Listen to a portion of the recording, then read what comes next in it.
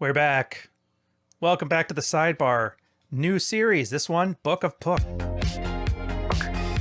We've had arguments on whether it's Pook or Pook. I'm like, Book of Pook rhymes. That's what I'm going with. End of discussion. First is the introduction. A Pook is a Pook. Then his advice to suffering newbies and the first 5 lessons that he has for young men.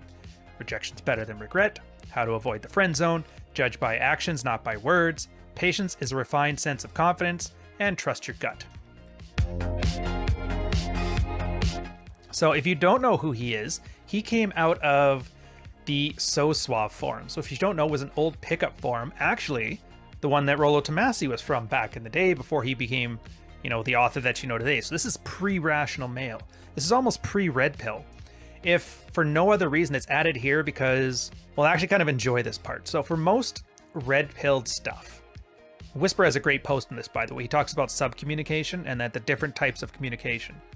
It's the process communication. There's signal and there's noise, there's text and then there's subtext. However you want to internalize it, that's fine. The first level of conversation is the exact words being used. And that's where a lot of guys who have troubles with relationships, with women in general, or just being social savvy, generally speaking, they tend to understand all the surface level words, but they miss the nuance. They miss the subtext. They miss the body language.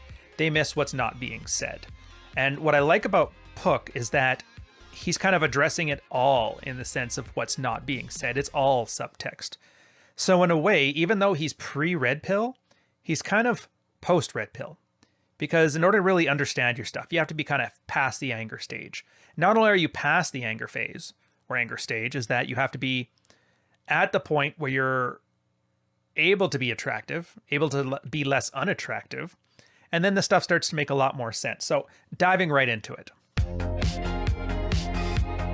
To start off with this quote from the introduction, why he wrote this.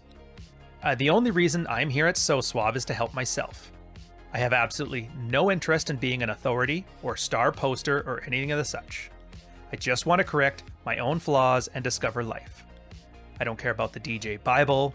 I don't care about any of the forum mechanics, the custodians, or anything of the such. If you guys don't know, the DJ Bible is called the Don Juan Bible. Best I can tell, it's like the equivalent of the sidebar for old pickup artists in the So Suave forums. I would suggest you go give that a peruse. It's kind of interesting. Like I said, when I was in my early 20s, I was doing some mystery stuff because I thought it was fun. So I never really got into the So Suave things. So when he does a post, I basically talk to myself. The post is something I found that helps me, and this is why it appears in the tips section. If I wanted to discuss it, it would go in the discussion section. Many people don't get the distinction and start ranting on my threads and don't understand why I don't respond. There's no need to discuss anything. The posts end up becoming so long because I already put in the questions within the post. And I think this is something that guys are kind of missing. This is the essence of Red Pill, if you want to say that. The core of it. It's guys swapping notes.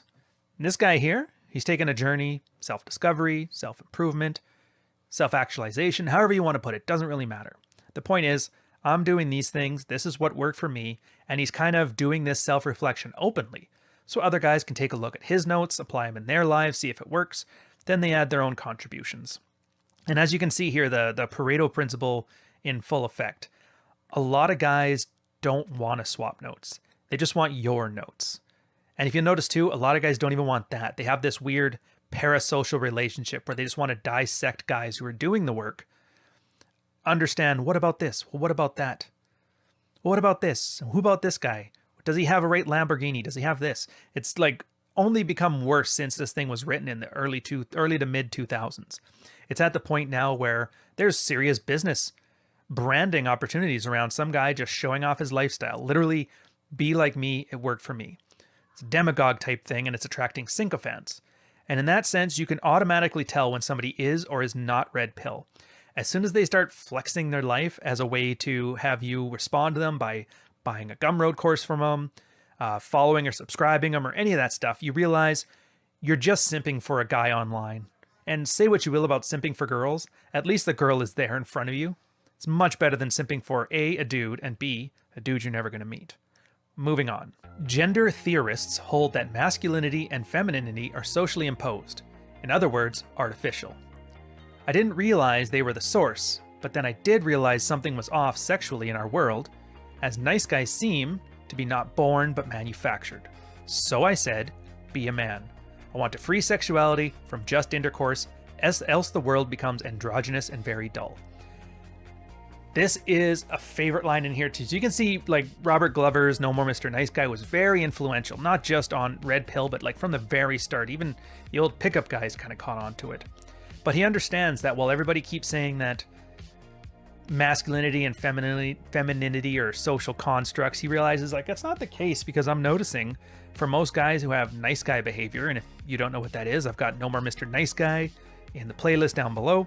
There's also a great book by Robert Glover, the same name, kind of where we got the series from. Go give that one a read.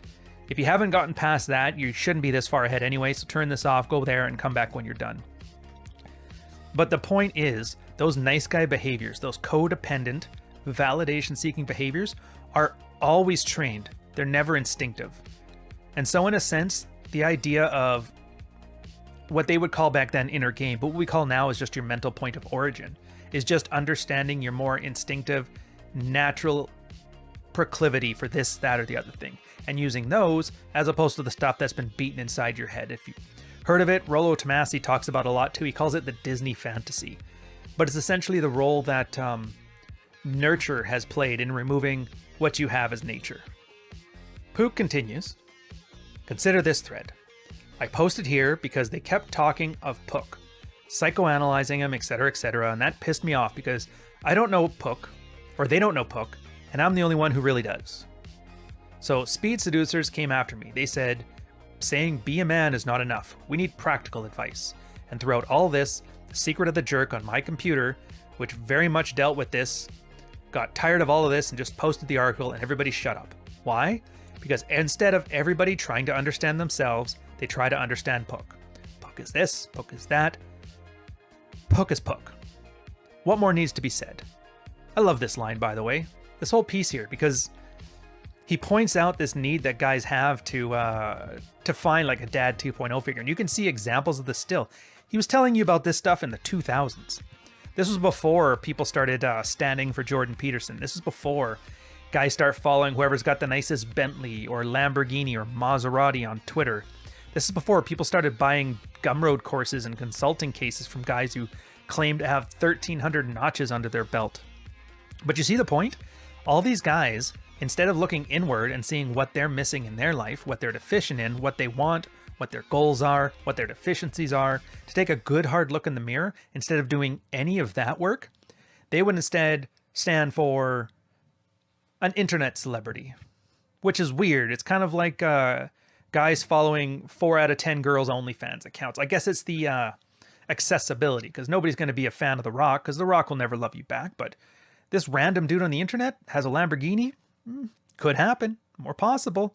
Again, the whole point of this isn't for you to find a Michael Jordan poster to put on your wall. The whole point about this is to have you get the kind of life that you want, whether it's sex, and usually it is at start, and then self-actualization. Again, just look back. Maslow's hierarchy of needs. You got, in order, survival, security, belongingness, esteem, pure esteem, and self-actualization. Red Pill falls squarely under the belongingness one. And that's the thing. If you're following another guy, you're not doing it right, because you need to build your own belongingness thing and then build your own pure esteem once you've got that good connection with women, that good connection with men. And then you can start building yourself to the point where you have, I think they call it a reputation, a good one. Give it a shot. You think you'll like it. Preface this next part here. So I just realized he has a lot of references to things. Sometimes they're later in the book. Sometimes they're from the old So Suave forums. In this case, he's going to talk about the anti-dump machine. If you've never heard of that, give it a quick look up. It's essentially a way that they would filter out low-interest girls from high-interest girls. In other words, how to stop wasting your time. If you've ever heard of something called Mode 1 by Alan Roger Curry, he's basically based his whole system when he was doing pickup on that stuff. So it's kind of interesting if you're into it. Feel free to go down that rabbit hole, but it's not why we're here. He says, anti-dump has a metaphor that I like a lot. You should be free as a bird, flapping around, singing, full of joy with life. Women want to catch the bird and throw it into a cage. In this case, cage equals commitment. Women aren't complicated. Our feelings just get in the way of what we want to do rather than what we should do. We want to rub their feet and build statues of them. We should demand respect and only reward them for good behavior.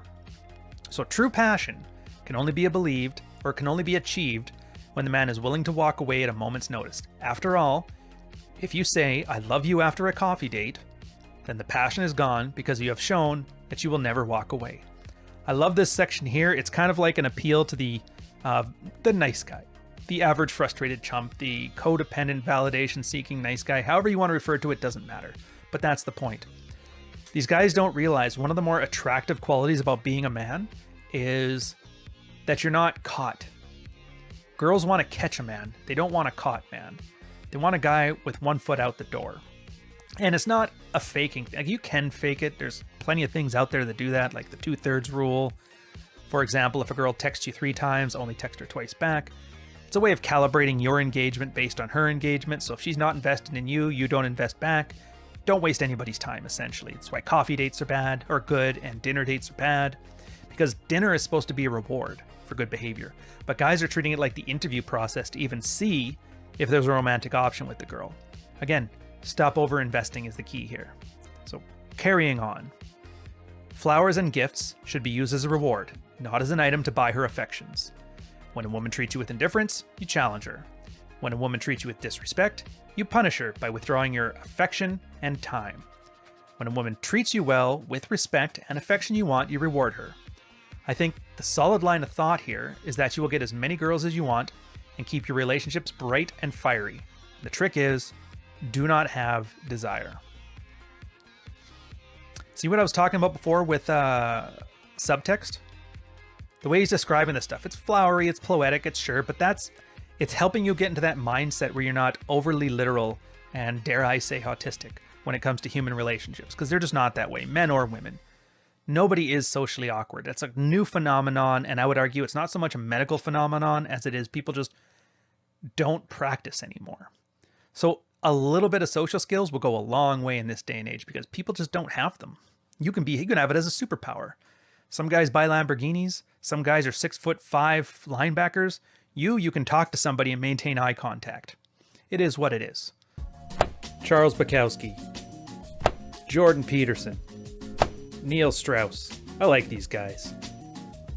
Add some salt to cover up the bitterness of middle-aged soccer moms and put in the oven for 45 minutes. Optionally, you can take from all this stuff what you want and leave the rest.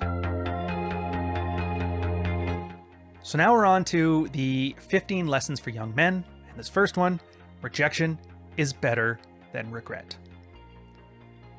He starts with, a young man sat and pondered the next phase of his life. It is time, he said, for a girlfriend. Yet this new course in his life seemed both exciting and frightening. But success will not come without much failure, he realized, if only there was a way to avoid the painful trials ahead. No, your heart does not need to be shattered to realize its lessons. Does a successful marriage come from a series of failed ones? Of course not. For foresight teaches gently, error teaches brutally. This is why swapping notes is such a good thing. And it's kind of weird. I'm at two minds on this piece of advice. Now we've had about a decade of red pill to kind of reflect on this and act on this. While it is true, if you swap notes with other guys, you'll tend to learn from their mistakes, which is way better than learning from your own. It's way less pain. Having said that, most guys are so ego invested that they have a hard time even understanding there's lessons there to learn. They would rather be placated to, and so they kind of need to learn things the hard way. Like, you wouldn't believe how many times we've had, I remember my first year here when I was still doing consults, guys would call and they'd give me their sob story and they would ask what should I do with my life? And I'm like, I can't tell you how to live your life. And you give them advice on, like, just try and drive them in a direction to see if they're really doing things in their own best interests. And then you find out they just argue with you. And so you realize the guy doesn't want to have any options. He doesn't want to have a better type of life. He doesn't want to live according to whatever values he tells me he wants. What he wants some guy online, some authority, whatever reason he gives for that guy as an authority, to give him the red-pilled seal of approval to go do what you were going to do anyway and learn it the hard way. So I would argue, yeah, foresight teaches gently, error teaches brutally, but I don't think guys are able to learn it outside of learning it brutally. I think I've told this story before, but in 2018, there was myself, Rollo Tomasi, and Tanner Guzzi. You guys haven't seen them all, great guys. Tanner was asking, is it possible to teach guys this stuff without having to be zeroed out? If you don't know what that means, being zeroed out is essentially the dissolution of a guy's narcissistic fantasy. That's the happy wife, happy life guy. When his wife decides that she doesn't want to be with him anymore, all the friends take her side, and he essentially gets the entire life that he'd built up and all that equity he built up in his life removed for no reason. Psychologically, it's kind of a big deal, and that's why a lot of suicide statistics tend to lean towards those guys around that age bracket of their first divorce. And for these guys, they kind of have to learn brutally, because those are the only ones that tend to pick up what's going on here and move forward with it. Now, I know detractors say that you're preying on naive men or whatever, but it's not that. It's just that's the only time in a guy's life when he's sometimes willing to learn. Partially it's demographic. You can't tell a guy in his 20s shit. He doesn't care. He's like, yeah, I got it, old man. Don't worry about it. So go learn the hard way. Guy in his 30s, guy in his 40s, guy in his 50s, they're usually more open to it. Okay, this isn't working. I don't have 80 years. I only have 70 years on this earth. Let's see what somebody else did that worked. Oh, this works. I'll try it a little bit. And then most things will kind of jive a little bit here, a little bit there. I always say most guys are like 50 to 80% on the way there to understanding this anyway. So once they see stuff that reflects their actual life, and then they see that additional stuff that handles the problems they have, they give it a shot, and lo and behold, it works. Here you are right now. Carrying on. So when you find yourself hesitant, always yield to action. If you see her, do not wait, gawk, or wait for a perfect moment. Action, action, action. And he uses the guy's voice here, like, Pook, I can't. You see, I'm insecure. I don't have that confidence. I don't know what to do. And this is the part I like. He's like, you're confusing cause and effect. The cause of your hesitant nature is not because of your insecurity. You have not gotten what you wanted, what you've desired, and that's the cause of your hesitant nature. The guy's like, what? You're caught in a vicious cycle. You're hesitant because you're not used to things going your way, and things will never go your way because you remain hesitant. You see that what you want, become hesitant, and the door of opportunity closes. It happens again and again and again. And with each choice towards inaction, you reject yourself a little bit more. This is kind of the cycle, and it's not just about women. This is about job opportunities. This is about making friends. This is just about any opportunity. A lot of guys are so worried that things aren't going to go their way, they kind of form a form of learned helplessness. If you haven't heard about this, it's a concept behavioral humanists kind of came up with it. B.F. Skinner, I believe. Put a bunch of dogs into cages, locked half the cages, unlocked the other half, and they electrocuted them. It's pretty brutal. So the dogs that had an escape would jump out and get away. The dogs that couldn't would scratch against the cage. Eventually they'd give up. And it got to the point that if they'd send a shock through the cage, the dogs would just yelp, but they wouldn't try to escape. That's not the scary part. The scary part is they took those dogs, they opened up the cages, and they ran the test again. And it turns out, even when they had an escape, the dogs still didn't escape. They just sat there and absorbed the shocks. That's learned helplessness. You're basically learning to be ineffective because of happenstance or bad luck, or just maybe you are missing some fundamental skills to be able to escape this prison you've created for yourself. And so what a lot of guys do then is then they realize the door's always been open and they just refuse to walk through it. So again, action is always your friend. Here's the part that's kind of interesting. So he says, if there's a choice between less pain or the possibility of more pain, we default to the less pain. In adolescence, going for a girl and failing made everybody else laugh at you.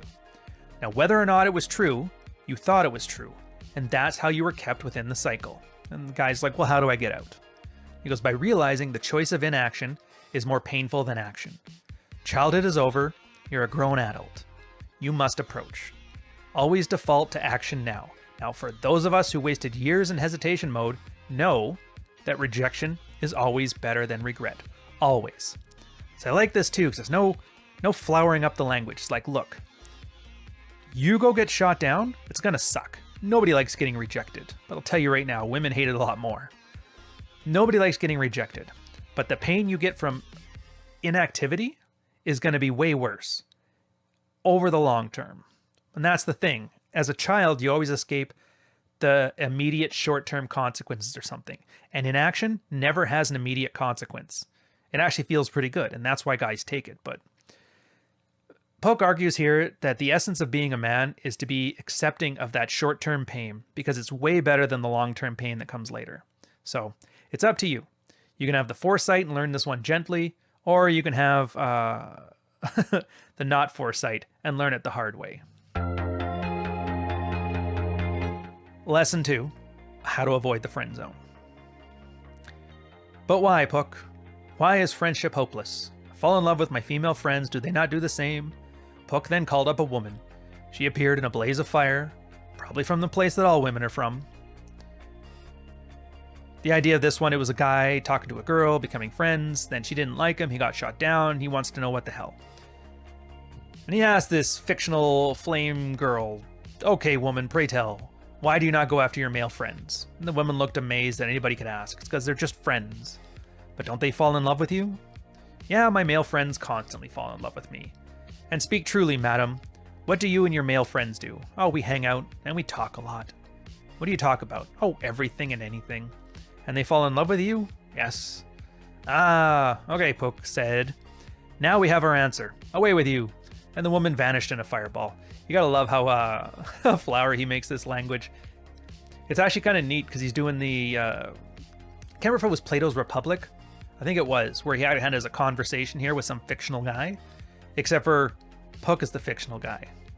It's just one of those things. If you appreciate writing, you can kind of see it and enjoy it. So here's the thing. So why is this happening? Well, why? It's a difference between the sexes, young man. What do you do with your friends? And the guy looks and he goes, well, we play basketball, we ride around town, we play video games. He goes, okay. But do you and your guy friends ever sit around and talk about your feelings and things going on in your life? And the guy looked angry. He's like, hell no. He goes, well, there's your answer. Men don't get together to just talk. We do things. When we're with women, we talk much more.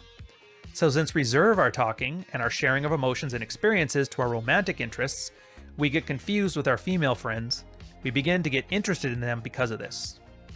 And what he's getting here is that girls get together and they talk. Girls love to get together and talk. They jibber jabber all the time. Jabberwocky, I think is the old foggy term for it. Guys get together and they do things. So a guy thinks, well, I don't talk about my feelings to my friends, so I must talk to them, to the girls. But that's what the girls do with their friends. So you're signaling you're being a friend. And of course she's going to treat you like a friend. You've done nothing but act like a friend. Imagine you're playing basketball with one of your buddies and he realizes you had a great layup and he starts to hit on you. Probably be a bit awkward. Just saying. So in this case, he's like, don't act like they're friends. That's the easiest way not to get friend zoned. And I just can't put it any simpler than that. Again, he talks very, very early on in the beginning of this book how it's the nice guy behavior. It seemed more learned than instinctive. And in this case, treating women like your friend when you're not their friend, you want to be their lover, is kind of one of those things that got beaten into your head. Now, some guys, it's because their mom complained about the dad all the time. They make themselves to a promise keeper, promising, I'll never be like that guy. I'll listen to you talk about your feelings. It could just be because the girl runs her mouth to her son, and he's like developmental stages, like 3 to 5 years old, about his feelings and her feelings and all that stuff. And he assumes that's just how things work. However he gets there, doesn't matter. Just realize it's a bad one. What is this monster? Cried the young man. Well, why? Said Pook. It's a woman. Mother Nature herself. The nasty Sphinx devours all hearts and lives of those who can't answer her riddle. The man in the picture, he figured out the riddle to women. Thus he became known as Don Juan DeMarco. And the answer to the riddle? That there is no riddle. Woman is a sphinx with no secret. It is only our minds that we assign her secrets, mysteries, pedestals, and goddess-like status. Puck noticed the young man was confused, so he elaborated. Look at the above example. Look at how the lad got stood up over and over and over again, and he rationalized being stood up. How often is that a lad rationalizes signals to his liking? How often is that a lad offers gifts and treasures as sacrifices to his goddess likeness for his mind, for in his mind she is a goddess? How often is that lad's overactive imagination converting her disrespect, her shallowness, and her flaws into love? So do we paint the image that we want to see? Exactly. Judge her by her actions and not her words. This is in response to a story they had in here of a guy who keeps trying to have dates with a girl, he sets it up, she flakes on him. He sets up another date. She flakes on him again, and he keeps thinking and making excuses for her. Well, maybe she was just busy. Well, maybe this. Well, maybe that. And the point is, women aren't complicated. All you have to do is stop looking with your heart and just start looking with your eyes, judging by their actions and judge them by not by their words. In this case, single guy, going to flirt, going to have a date. She doesn't show up to the date. Right there, that shows you she's not invested. And if your first instinct is to apologize for that, to make excuses for that, well, that's not your job to do.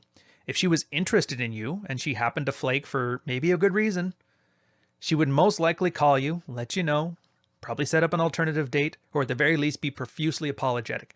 And if nothing else, after all that, show up to the second date. So even if she felt really bad every time, well, people prioritize what they want to prioritize.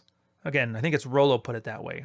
A girl will crawl through broken glass for the man she's into. And if it's not you, stop thinking of reasons how it possibly is you, but the fate's getting in the way. Because all this mystery of women is really just your own ego, making sure that you know in your heart of hearts you're the best man ever, and then conjuring up whatever stupid story you need to believe that, against all better sense. Oh, hear me, Don Juan. There are women around, and other men hitting on them. What is your reaction? And the Don Juan just shrugged his shoulders and laughed. Well, what? Cried the young man. These other guys are going to take his women. How can he be so laid back? Well, he's laid back because he knows he's a great catch, and that getting women is easy. He knows that he is the prince. No, but the women are not significant. The focus must be on you. The guys that can get almost any women are not scared or nervous that other guys are hitting on girls. He knows things that the other guys never will. In fact, he might let them have free rein to weed out the desperate and stupid chicks from the smart and the picky ones. As with muscles, it is the strong guys who know they are capable who are quiet and patient. It's the noisy guys who lack the skills. It is the large dogs that are quieter while the small dogs make up for their size with their obnoxious bark. It is the patient ones who control the world, and the impatient ones are controlled by it. Great example of jealousy, by the way. I remember in The Married Red Pill, there was this guy, Frenchie, 65, wife was widowed, he was getting back into dating. He actually did have like his high school sweetheart, literally till the day they parted was death. So, and I remember guys were talking about the awkwardness of having other guys hitting on their wives, sometimes in front of them. And he always made a laugh about this, about how one time he and his wife had one of their kids' soccer games or volleyball or baseball. I don't remember the sport, and she kind of had like a little goofy crush on the PT coach. And he just looked over, and he noticed that, and he just kind of laughed, started making jokes. Imagine what it's like in that smell of the locker room. You know, all the teenage high school balls, and basically poked fun at it, showed that like he's not taking it too seriously. And it's a hard to fake signal. So it's something you really have to internalize. You have to understand, and I know we always say you are the prize, but it's not just a mantra you repeat. It has to come through on your actions. And in this case, if your girl is letting other guys hit on her and not doing anything to dissuade them, well then she likes their validation more than your commitment. So act accordingly. Don't worry about making excuses. If she needs your help, she'll tell you she needs your help. But most of the time, talk to any guy who's had struggles dating. He will tell you girls are very, very good at not sleeping with the guys they don't want to sleep with. So if she's leading them on, it kind of tells you what you need to know. Or as a fellow moderator of the Married Red Pill, Bogey D6 used to say, hey, if you can get her, I'll throw in the truck for free.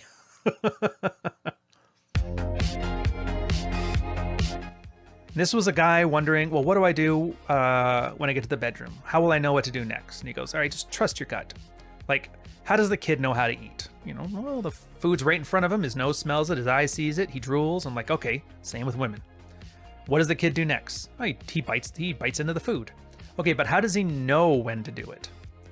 Well, his senses all tell him to do so. He knows when to eat because his food's all prepared. It's been cooked. It's presented before him. His mouth is salivating. Everybody else is eating. You know, but what mechanism tells him that? And Pook's like, his gut. And that's it. Same with women. They have been prepared through decades of aging and growth for this purpose. They dream it, they want it, and oh heavens do they want it. They have been warmed through your fun, through your attention, through your desire, and through your desire, they are presented through themselves. Do you think she's wearing what she does for herself? No. She's wearing it for you. Women are not ornaments to be admired, they are there to be consumed. You know it, they know it. He goes, oh, okay, I see. Yeah, nature has a system in place.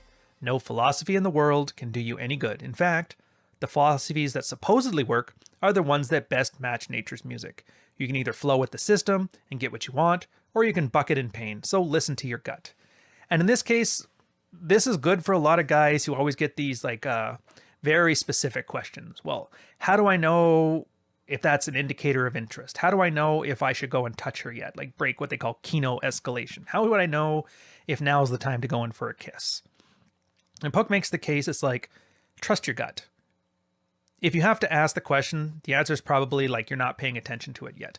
Now, granted, a lot of old pickup systems used to have like a system in place. The reason I liked it is because it was training wheels for you. Not so much like an actual system, an actual manipulative system. It was just my experiences with the mystery system. There was 3 phases and each phase had 3 parts. It was fairly simple. But do your opener. Try to get 3 indicators of interest. Tell 3 stories of displays of higher value. And I noticed, like, as I started dating, like, it worked well at first when I didn't know what I was doing.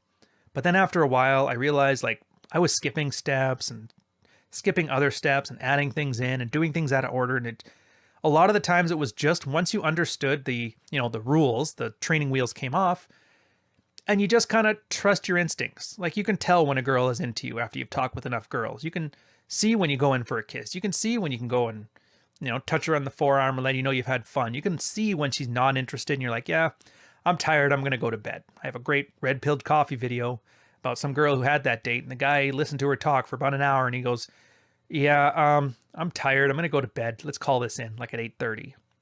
But that's the point. Get some practice in. Pick a system if you need one. One's the same as the next. It's just like working out. The first time you work out, just about any program you do is going to put on mass. But then once you get that basic level of skill, trust your gut. So on that note, hope you guys enjoyed this one. I will catch you next Sunday. And if you're watching these after the fact, don't forget the playlist is down below. You can check out all these episodes in order. And I will catch you guys on the next one.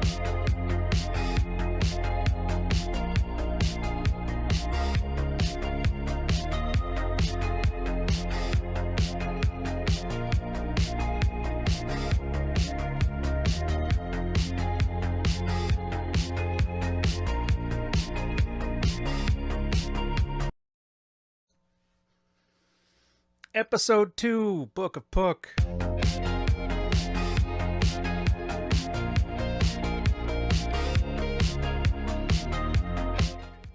I'm really enjoying this section here so far. It's been a while since I've been into this book, so it'll be great. If you haven't watched the first episode, I'd say go watch it now. And we're picking up at the 15 lessons for young men. You are the great catch, which is lesson 6. The whole story at the start of it is a guy kind of getting around to just be yourself. And I'm sure you guys have heard this stuff before, but I'll start with the quote here. The young man jumped up and down with joy. Goody! That means I get to be passive, to continue to indulge in my vaporous habits, and not do a thing to alter myself. I like to hear that because it means I am perfect as I am, and I ought not to change for anybody. So Pook slapped him. Foolish youth, if you are not changed by life, then you are not living life. Only those who are not altered by life are those totally unaware of it. But the young man was stubborn. I, he said with moral tone, will not change for anybody. And then what about yourself? I like myself the way I am. All right, enough. And then he gives you 2 stories about 2 men who were being themselves. The first one, letting life happen to him, and the other one, living life. He goes, the first man never broke free from the womb-like feeling around his mother. He sought to replicate it. Off he tumbled into reality like tumbleweed. He didn't know what he wanted to do in life, so he did what everybody else around him did. He was captive to his friends, never broke apart to tend to his own matters. Playtime was too important. And he eventually found a girl, chose one that actually liked him or tolerated him, he couldn't know, and married. And the marriage only lasted a few years until divorce came. So why did she leave me, whined the pathetic male. I cherished her. I bought her flowers every day. I sang her songs. I always told her I loved her. And she complained. He disgusted me. So the man goes through life, broken, rebroken, trying fruitlessly to rebuild the sandcastle of childhood fun, while waves of reality kept crashing down on him. He dies forgotten and irrelevant. And this is... put my own little spin on this, this is kind of the thing you have to understand, is that there really is only two ways of doing things. And I find that whole self-improvement, do it for yourself, just be yourself, it's kind of a bad way of framing it. Like, life's going to alter you. You can even go back as far as like Mark Twain's short amount of essays on what is man. He makes a reference where a man is like a train, where the train didn't build itself, outside forces kind of shaped it. And in that sense, yeah, you improving and you living life is going to change you. Like, you're always going to be yourself. You can't be anybody else but yourself. But if yourself is just going to constantly let things happen to you as like a passive observer in his own life, don't be surprised when you're treated very poorly compared to women, because women have like an intrinsic value. They have the baby maker. Eggs are expensive, sperm is cheap, I'm sure you've heard it before, and if you're going to let life happen to you and you're at that state, you have a much better chance of just falling into at least a modicum of happiness. But as a guy, you don't get that, and thank God for it. So, to follow on the second point here, he brings up the guy who was constantly self-improving, constantly doing things, and it's like they're stuck in a type of stasis. I've changed, they acknowledge that, but they are still exactly the same. And he notices that you kind of, as you grow, as you change, and as life throws you more experience to change who you are, you're gonna find that other people feel stagnant. It's not a big deal, it happens, you can still enjoy people's company, but if you always hear that thing about, you know, guys who had become red-pilled and started changing up their lives and doing some great things for themselves, and now they have a hard time relating to people, that's essentially what it is. Do with it what you want. And then he mentions here, so he got to pick the women he wanted, he got to pick the career, got to pick his destiny, he answers life's challenges and refused to retreat for them. Whereas the first young man was defined by the age within he lived, the second young man defied the age himself. So when he died, a lot of people mourned and they thought he was a genius. Others thought he was talented beyond description, and they thought he was maybe touched by heaven. After all, how else could these poor fools realize success? It couldn't have been made. He had to have been born with it. It's like, nope. He was a man who chose to grind up the world, the culture, and all of his vision rather than be ground up by it into the worldly culture's axing wheel of routine and fashion.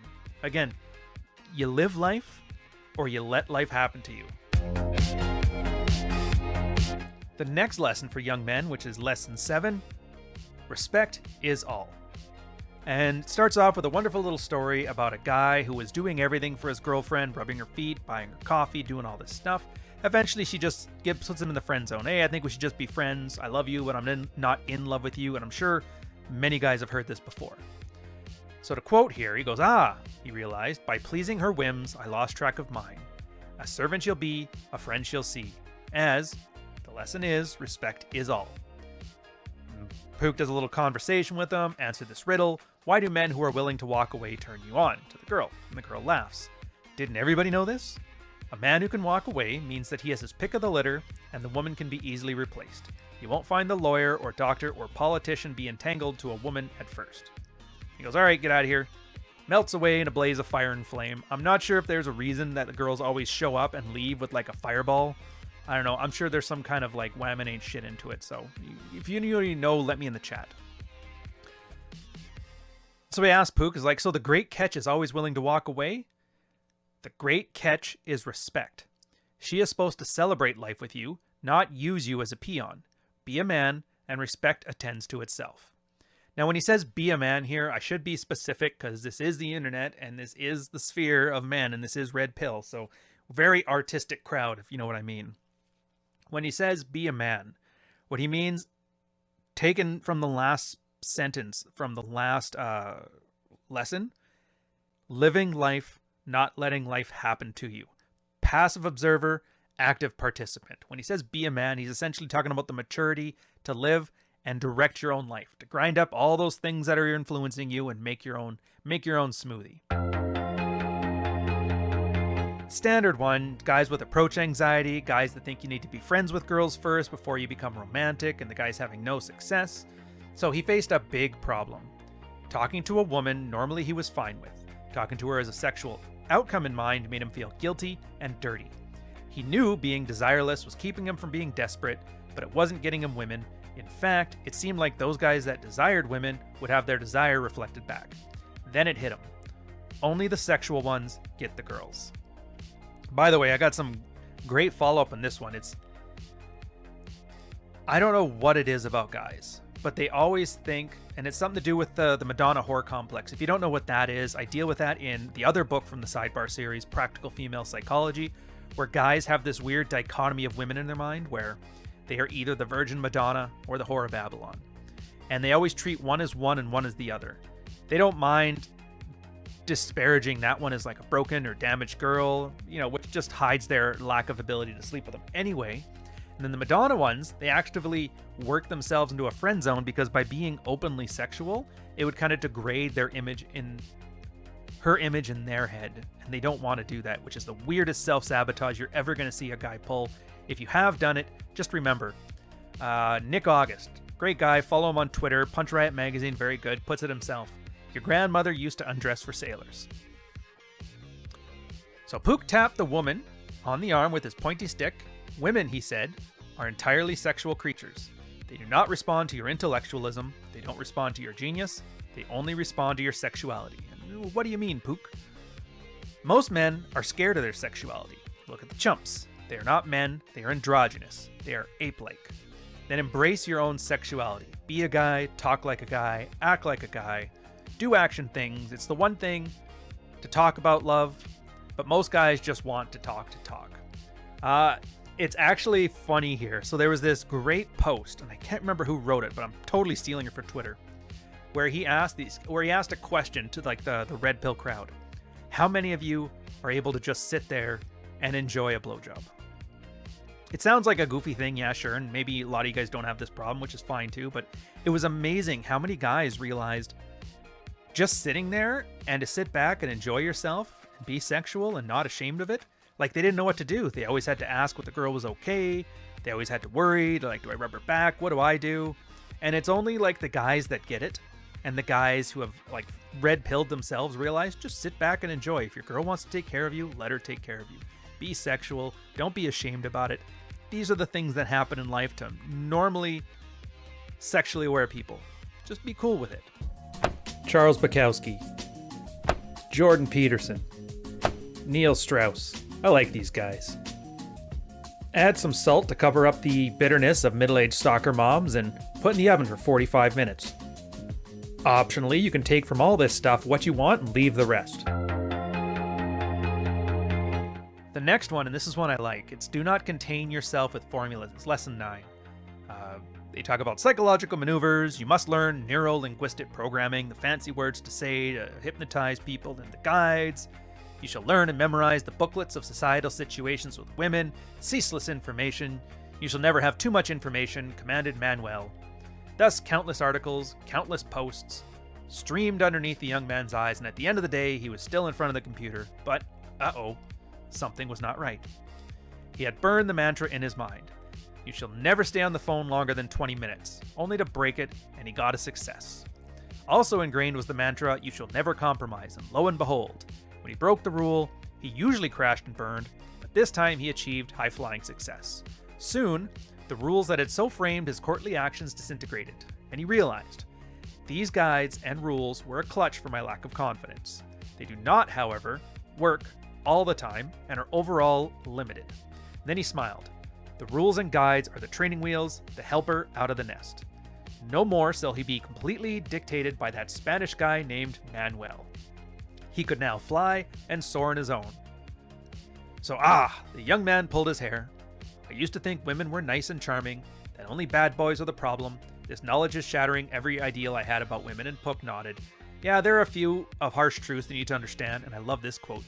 Women would rather share a successful man than be attached to a faithful loser. Does that sound familiar to you? Thought it would. So many women don't marry for love. Most divorces end with a guy cherishing the woman, but the woman detesting the man, and women place value in societal links, how they are thought of, you become her ego. There is so much to break down in this whole small section that I just took a piece from. Again, a lot of guys talked about mystery method and yad stops and the London day game model and all that pickup stuff, which whatever. Here's the thing. They aren't made to be a guide on how to get women. They're not. They are training wheels. Turns out when you walk up to somebody, you can say just about anything. If your body language is right, if you're attractive, if she's bored, if anything is in there that kind of makes these things happen. A lot of guys, in fact, most people can make this stuff flow naturally, but not everybody can. No shame in that. We all learn at our own pace. We all learn at our own time.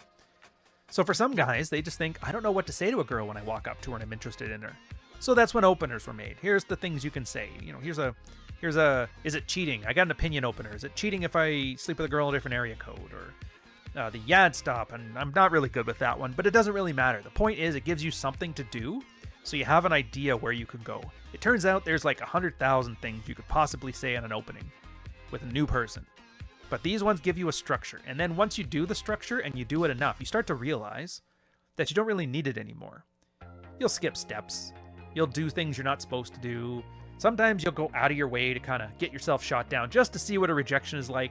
Maybe your buddies, Carl and I always talk about this on Red Mornings, where guys will actively get shot down, and whoever gets shot down the best gets his drinks paid for the night. So you're actively going around trying to see how not to be attractive. And it turns out doing it with such confidence actually makes it pretty hard after a while. So most of the stuff you're going to see, the how-to guides, doesn't matter who's offering it, what Gumroad course is offering it to you. It's just a set of heuristics, set of training wheels, and then once you got it down, you can promptly forget it. Second part here, I had to steal it in there because it was like a Rollo Rational Male quote. I love throwing that one in there, like, oh, that's where he got it from. Yeah, that's where he got it from. The next parts, I would actually have to do a book. It's not the sidebar series, but it absolutely should be, where they talk about women not marrying for love and the woman detesting the guy by the end of the divorce. Partially that's from David Buss and Cindy Mintz, an evolutionary psychologist, had a book, Why Women Have Sex. It shows the 800 reasons that girls have sex with men and women too. I think they had a bunch of LGBT types in there, but the point was there's like 800 reasons, and sexual desire is about 752 on the list. And then on top of it, where the guy cherishes the woman and she can't stand him at the end, if you go back to practical female psychology, they actually talk about that in what's called the betaization of men process, which is funny because almost all relationships have like a start point and an end point, and they follow very predictable phases. Starts off with testing the man, make sure he's like really a good catch, because women don't normally trust their own instincts, so they have like these little cognitive tricks they use. Then getting him to open up, basically getting him hooked. That's where the whole tell me about your feelings thing comes from. Putting him to work, because what's the point of having a man around the house if you can't open jars of pickles and fight spiders? Then it goes to evolutionary selfishness, where, nothing the guy ever does is good enough. And so it builds up this cycle of resentment. It's a girl basically psyching her brain up to leave. And then finally self-determination, where she decides to go do her own thing and there's nothing you can do about it. So it's good to know these phases can happen quickly or slowly or sometimes over a lifetime. Sometimes you guys do keep it in for the long haul. But just being aware of these ones, again, you're going to realize what happens in these phases and what you should be looking out for. So if you're not getting those tests early on in the relationship, she's not with you because she desires you. She's with you because maybe she's got baby rabies, or maybe she really wants to get married, or maybe her mom said she had to marry a good Indian boy, and so you're a good Indian boy and you guys settle down. Just realize, get out of your head, stop thinking about these things so romantically, and have a little bit of jadedness to it, because it's amazing how many horrible red flags guys miss because they're too busy thinking with the little head as opposed to the big head. As you think, you shall become. Lesson 10. It's a nice one. Women come and go, but you were forever. The focus must be on you. What do you want in a girl? What do you want in a date? What type of relationship are you looking for? It's a machine to the one. You push the button and out she comes. Well, but Pook, what if she doesn't like my date ideas? What if she's different than what I'm looking for? It's like, then she's not for you. These things these girls hate is when you cannot have a date idea. You have a series of hobbies and tastes. If she likes your date ideas, then that's good. If she doesn't, then go get another one. There's billions out there. This isn't so much, like a lot of guys will read this and think, didn't you just tell me the being yourself thing and don't do that? It's like, yeah. That's not what he's saying. What he's preaching here is abundance.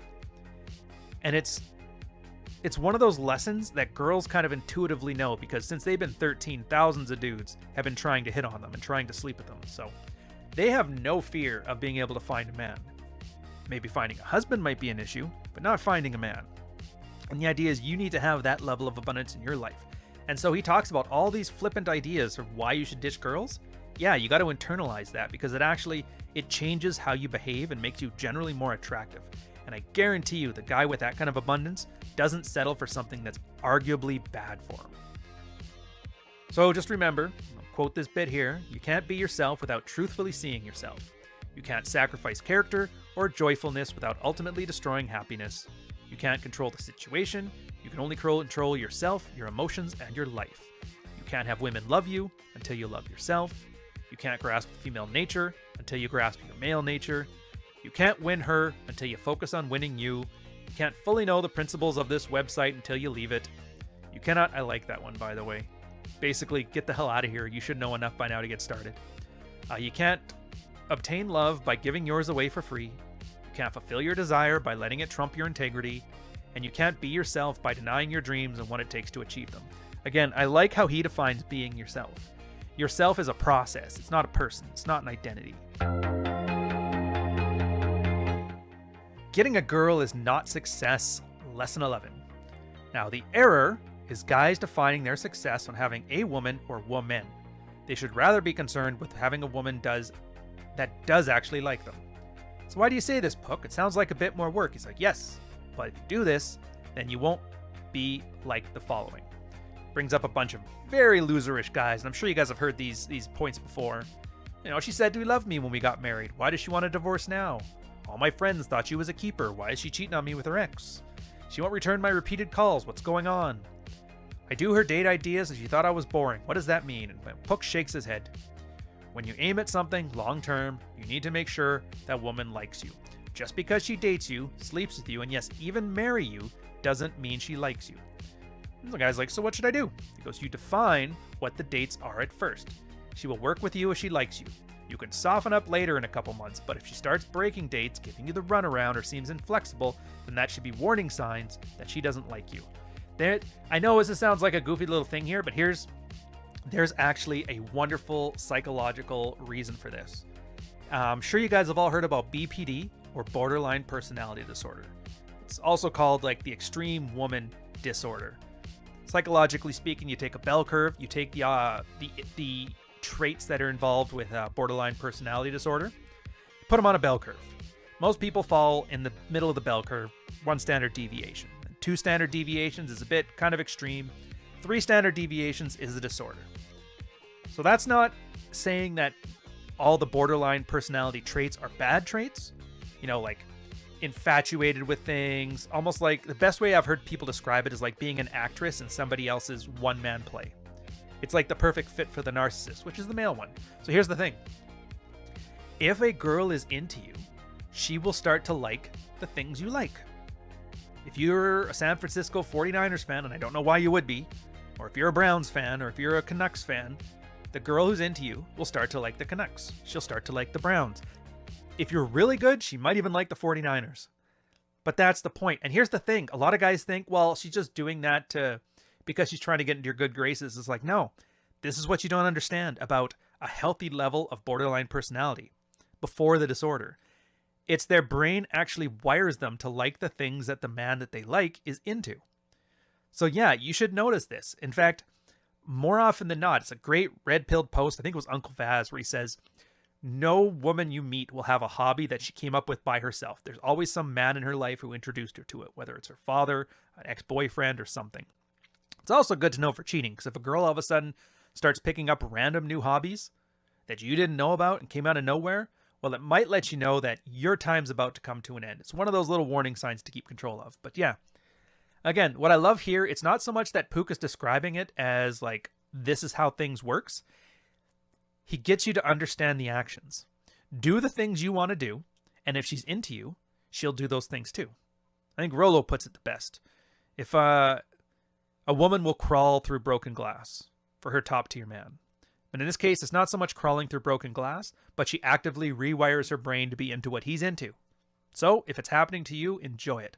And give a girl a chance to get into you. Start doing the things you like, and if she's into you, she can start enjoying them too. Congratulations, you just invited her to whatever goofy hobby it is you had, and now she loves it. And then we ended off with lesson 12. Unite, Dream, and Day. Now, I'm not going to do the whole chapter because this one's a big, long, flowery mess. I did sneak out one part that I think encapsulated it the best, so I'll just put the quote in here. Some voice speaking in the aether. But women want you to live in your own world, to stop bending over and be spanked, not in the good way. A willy-billy translating into a tampon that every woman uses for her needs, emotional, physical, and social. You are the equivalent of the woman doing whatever to please the men. Yes, the girl that is in the smokehouse where every man does place his meat. Weird reference. You are the magical tampon where every woman does place in her. All the things women want: confidence, humor, spontaneity, fun. These are all qualities of a man living out his imagination. Embrace your dreams. Stop trying to be perfect in the woman's eyes. The wrong and truest commandment with sexuality: do not bore woman. And unite, dream, and day. Again, take from this what you will. My takeaway from it is stop trying to be the perfect guy. Stop trying to be the alpha male. And I know this sounds stupid, like be yourself, but it's not. You have a thing you want to do. If you want to be an author, start writing books. Start talking to people. Be passionate about it. Work your ass off. I had a post way back in the day called The Duck. And then everybody just sees a duck swimming on the lake and looks pretty cool, nice and calm, and underneath he's paddling like crazy. But the duck is being himself, and himself is that pathway to become the best man that he can be in the ways that matter to him. And that second part is important.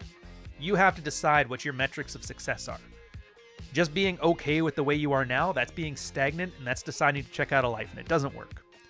So, again, this stuff's a bit flowery, but I do enjoy it, and it helps guys because, heaven forbid, did not know this myself, but a lot of guys in the red pill aren't artistic. They actually kind of like a more literary sense of how this stuff works, and the kind of mindset shifts you need to have, or what I would call as mental models. Again, don't look at these things like they're how-to guides, how to man, how to pick up chicks, how to be red pill. This one here is more like, I want you to picture this story in your head and do what this story has, and it'll anchor this to your decisions. So in this case, unite, dream, and day. If you have dreams, if you have things you want to accomplish, go accomplish them. Unite the things you're dreaming about with the things you're actively doing. So when you make decisions like, well, I'm going to work at Google, and my girlfriend wants to move to Cincinnati for some reason to be closer to her mother-in-law, what should I do? Well, in this case, your dream is to work for Google, which I don't know why it would be, but let's say it is. I only think of this because I actually know somebody who did this. So your goals here, it's like, no, I'm not going to move in with your mother-in-law. Now, if the girl likes you, again, we just said it before, if she likes you, she'll like your decision too. And she'll stay there, and you'll work there, and you'll be happy. And there's nothing that'll kill a marriage more than a guy saying, yeah, I'm having fun. I've got the perfect career. I'm walking distance from work. It's like wonderful. And we got tons of money. And she's like, well, I want to live closer to mom, just in case, for taking care of the baby. The guy acquiesces. They get back there. The mother-in-law is a train wreck and a bit of a harpy. And now everybody's miserable, and it's his fault. No matter what happens, it's always your fault. So if it's going to be your fault either way, then you might as well make the decisions you want to make. At least then you've earned the right to have everything blamed on you. So I hope you enjoyed this one, by the way. These are kind of fun. We got a bunch more episodes coming up. The last 3 lessons to young men, and then we'll carry on with the rest of the stuff. So I'll catch you guys on the next one. Cheers.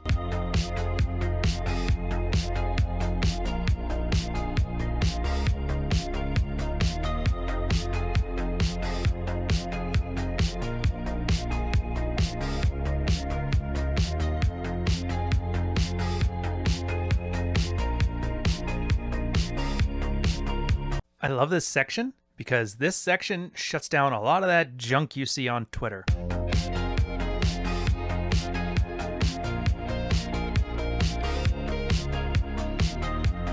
Welcome, guys. We're on Book of Pook. I think this is episode 3. We got a few good sections. The last 3 lessons of the 15 lessons for a young man. Charm is treating women like little girls. Always have a backup chick. And the greatest risk in life you can take is to not risk it all. I'm going to follow up with 4 extra essays he's thrown into here in a lovely little narrative tale. What every skinny guy should know. Perfect is boring. The secret of the jerk. If you remember, we referenced that in the very, very first episode where he talked about when he wrote this one. And then looks or personality. The fundamental, age-old question. Let's skip the preamble and let's get started. So charm is treating women like little girls. Lesson 13. This one's good because nothing has had so much of a controversial reputation as negging. I haven't had a guy that was on the channel a little while back, couple days ago, asking about what negging was, and because everybody thinks it means you're just gaslighting a person or, removing their agency or some other nonsense there, which it couldn't be further from the truth. And this is probably the best explanation I've seen, and it's good because he doesn't actually use the word negging. It turns out once you remove the jargon from this stuff, most of this stuff seems fairly intuitive. Quoting in here, though, he wondered, have women really changed? No, not only in his own mind, but at heart, women are still little girls. So when he saw the luscious babe sitting there, he smiled and saw a bored little girl looking for fun. He would make fun of her. He would do physical action things with her, take her by the hand, lead her somewhere, and she thought he was the perfect guy. I now understand the source of cocky and funny, he smiled. Charm is treating women like little girls. And it's great because it tells a story where, as people start out, they're young girls and boys trying to be grown-ups. And then when they become grown-ups, they become disillusioned with being a grown-up and they want to be children again. And it's not that women go for jerks because they don't know what's best for them. It's not because they don't like intellectual topics, but we're talking relationships. We're talking dating. We're talking, smash sessions, casual stuff, friends with benefits. If you wanted to be serious, then go to work. You're here to have fun. And so the last thing they want when they have fun is to be reminded that they're a 25, 26, 37-year-old woman. And they want to be thought of again, just like a little girl. Treated like something playful and fun, because it's more fun than sitting there talking about it. And he kind of does this little conversation in there where he asks the guys, like, well, what do you talk to girls when you're on dates? And he's like, oh, I just talk about philosophy and genetics and DNA. And he goes, yeah. Is there any wonder why she's so bored with you, dude? That's the point. And again, negging is just one of those great examples of it. Playful teasing. In the same way that you bust your buddy's balls when you're sitting here talking about whatever. Guys make fun of me all the time. They call me coach on streams, or they make fun of me for my shirts at the time. Doesn't really matter, but that's the point. It kind of shows a playfulness and a charm that can really play up really well when you start using it in the dating life. So don't be worried about treating girls too seriously, and don't be that kind of guy who's so afraid of offending somebody that you're afraid of a little playful banter. Now, if you end up with somebody who has zero sense of humor, and God knows there's enough of those Karen types out there, you probably dodged a bullet. And if you can just do this thing to see how much of a sense of humor somebody has, how playful somebody can be, and you find out they're not, you just saved yourself a world of hurt 3 months down the line when they start pulling some nonsense in your lap. So to continue the conversation, the youth was alarmed. They're identical. He's talking about treating women as little girls and whether being a jerk is just being playful and charming or something else. He goes, they're identical. I always thought women were immature for going after these so-called jerks, bad boys, and jocks. I see that in some ways they are mature, but they kept that joy of youth with them, whereas I had killed it. He goes, yeah, youth. What did you do on a date? Well, I speak about philosophy and literature and the designs of the universe and DNA and world events. He's like, all right, dude, shut up. Lesson 14. Always have a backup chick. So every guy has a passion about different things. On his wall is his car. We see many screens of different cars. He loves them all. On the other wall, the wall in this case is his life, is his passion for food. We see screens of all of his favorite foods. And then come along to this wall, young man, and you'll see the ambition wall, where the screens here show all the kinds of things he wants to do with his life. He wants to go bungee jumping. He wants to go skydiving. You get the point. Now look at the woman wall. And the guy goes, Pook, there's only one picture on it. He goes, yes. Nature has designed us to love in a marriage that way when there's only one picture on the wall. And he goes, I can understand that, but what's the problem? And he goes, the problem is you're not married or engaged to this girl. So you're acting like you're married when really you're just dating or even just friends. It's a false love. I love this section because guys really, really don't get it. When you're dating and they're like, I would never cheat on her. She's my girlfriend. And it's like, well, where is that law? You were not supposed to have sex before marriage. The idea of not cheating was supposed to be, that's why you had an engagement ring. So if you cheated, they get to keep the ring, worth a bunch of money. It shows a financial investment. You're supposed to be married. There used to be infidelity laws. If you cheated on your spouse, she had a reason to divorce you. They get treated as a property crime, all that stuff. It's all gone now. And that's the thing. What obligation do you think you're owed to somebody when you've been dating for 3 weeks? A first date? 3 months? Less than a year? Absolutely none. So when guys start talking about cheating and they've only been dating a girl for about 3 weeks, it's like, come on, dude. You're basically a plate at that point, trying to act like you're married.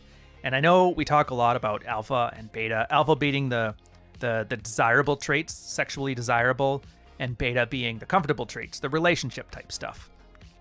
Adding way too much beta way too early on will completely kill your attraction. And I guarantee for a lot of guys that get friend zoned with women, or that I love you but I'm not in love with you speech for guys that have been married, they did too much familiarity, too much comfort, and not enough attraction. The greatest risk you can take in life is not to risk at all. This one, controversial. If you're a MGTOW listening to this, I don't want to hear your crap in the chat. I don't care. I got nothing to offer you. If you're going your own way, just go. To quote though, Pook's at a casino right now and he goes, he tells the game master, put it all on the table. The game master looked alarmed, but if you do that, you may lose all your property, all your society, all your time, and thus your life. Are you willing to bet all that on your talent, dreams, and endurance? Everybody in the casino is looking at Pook now, and very, very few people bet it all. It was all on the table, Pook repeated, rattling the dice. Laughing, he rolled the bones and said, the greatest risk you could take is not to risk it at all. You can be the smartest person in the world, the most talented, the most persistent, but you will never win in the world or with women unless you embrace the glory of risk. And the young man's like, but Pook, I'm scared. What if I lose? And he slapped the kid. You can't lose. Everybody wants to define your life, to shape it to their ends, from politicians to your friends. Everything is all right as long as you stay you. But if you break out of the mold, everyone, and I do mean everyone, will try to stop you. The kid goes again, so how can we not lose? He goes, just on the battlefield, the valiant warrior losing in glorious battle is honorable. It's not the victory that defines you, it's the fight. There are some people who somehow have this curse of bad luck and must eat an excrement sandwich every day. They win every time they struggle against that. Now, this is not an endorsement to go and be absolutely stupid and reckless. What he's saying here is you have to do things for your own purpose. You can't be shamed by any type of authority, a society, a politician, a friend, even a girlfriend or a wife. You understand that you've worked your ass off to build the value that you have today. And if you haven't, get on it. But once you're there, you realize that, you can take risks. I'm going to start a business. I'm going to leave this job for another job because they're treating me like crap. You can take these risks because you've worked your ass off to be good enough that no matter what comes your way, you'll handle the adversity. And even if you fail, you can fail up. You can bounce back. Even in the cases of something like divorce. Again, it's not an endorsement for marriage. I am personally not going to endorse marriage. It's a horrible deal for men.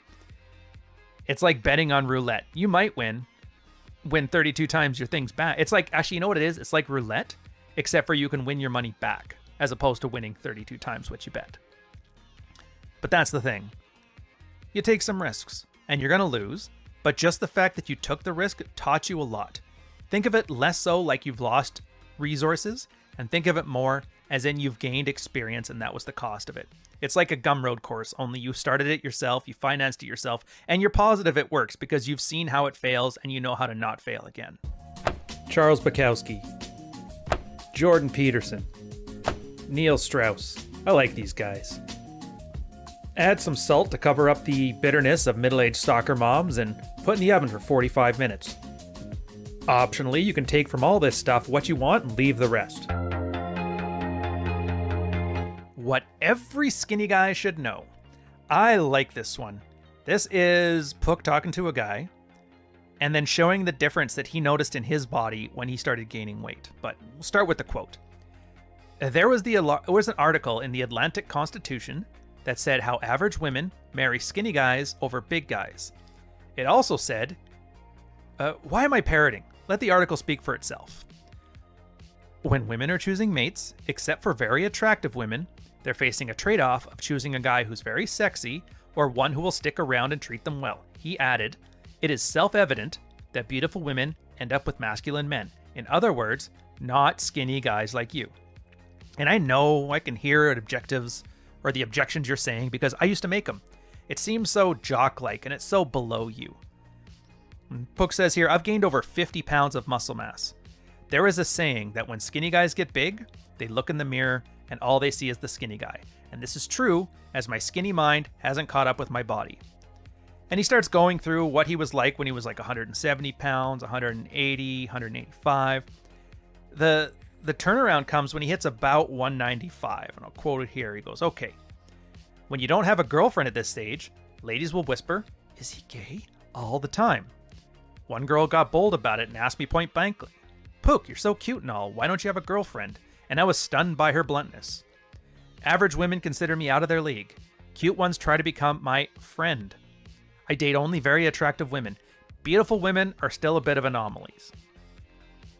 And that was kind of his peak. And I like that because it's like, it's an attainable thing. He's not saying, oh yeah, just put on 20 pounds of muscle and then supermodels will be knocking down your door. It's like, no, he's like, I just realized, you know, it's at the point that the girls I didn't want to date considered me out of their league. So they didn't really make themselves available to him. And then average looking girls liked him. They thought he was a challenge. And pretty girls were into him. They wanted to hang out. They wanted to learn more. They made themselves available. The hottest of the hot was still a bit of a mystery, and it was kind of hit or miss. But I mean, are you going to sit there with an 8, having some guy with a 9 or a 10 on a yacht somewhere and think that you're a failure? Not really. Most guys won't. In fact, most guys are lucky to have anything. So don't worry about it. You'll be fine. But, and here's the point too, because he gets 205, and I'll quote it here. When you get to this stage, something very strange happens. All the attention and staring women gave you is gone. Ugly and fat women will despise you, as will average women. Most girls will be scared of you. Cute girls and very attractive girls.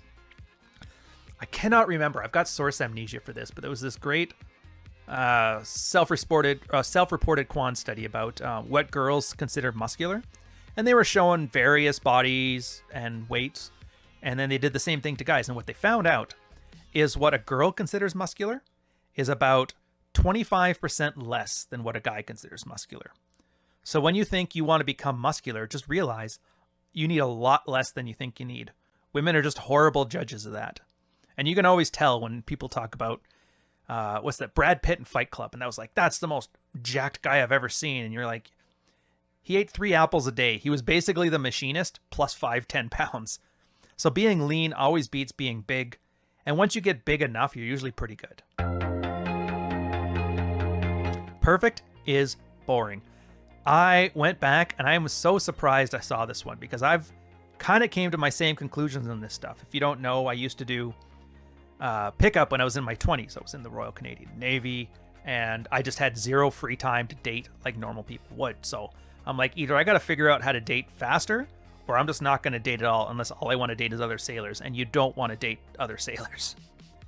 Women or men. No, anyways, I found that a lot of my friends, they bought Asian cars. They got fancy ones. They got Mustangs. They got Hondas. Yeah, muscle cars or Asian cars. I had a Nissan Sentra. 4-door, sedan, not a big deal. But I owned it. I didn't really care. It wasn't very perfect. But I owned that thing. And what's your job? And they're like, I'll be a golf pro and I'll be this and I'll be that. And I'm just like, you know what? I'm an accountant. Why are you an accountant? Because nobody knows what an accountant does and nobody cares. So nobody will ask me what I do for a living because I hate the question. And I just own all this stuff. Be the life of the party. It worked out really well. But enough me rambling about me. Let me quote here. My roommate and I were watching one of those dating shows. I forget which one. 2 guys were competing for the ladies. One was a super player who was saying all the right things and getting physical. The other guy was a super horny dude that was loud, making crude comments, and literally humping the girls. Dry humping, I assume. And I assume he's talking about Keys to the VIP, which is a great show, by the way. I used to love watching that before I went out. He goes, perfect is boring, but to be human is beautiful. The player lost to the horny dude because even though the player dude did the right things to the ladies, he was still boring.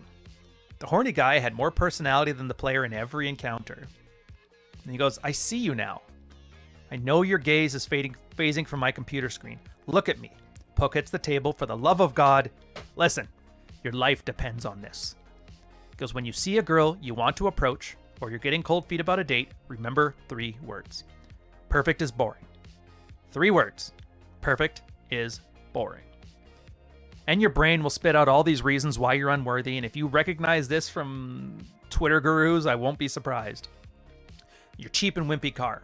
Your poor clothes. You're short. You got a bad haircut. You don't have enough money. You're not as good looking. No confidence. You failed in the past. Perfect is boring. And watch those reasons evaporate. Stand up already.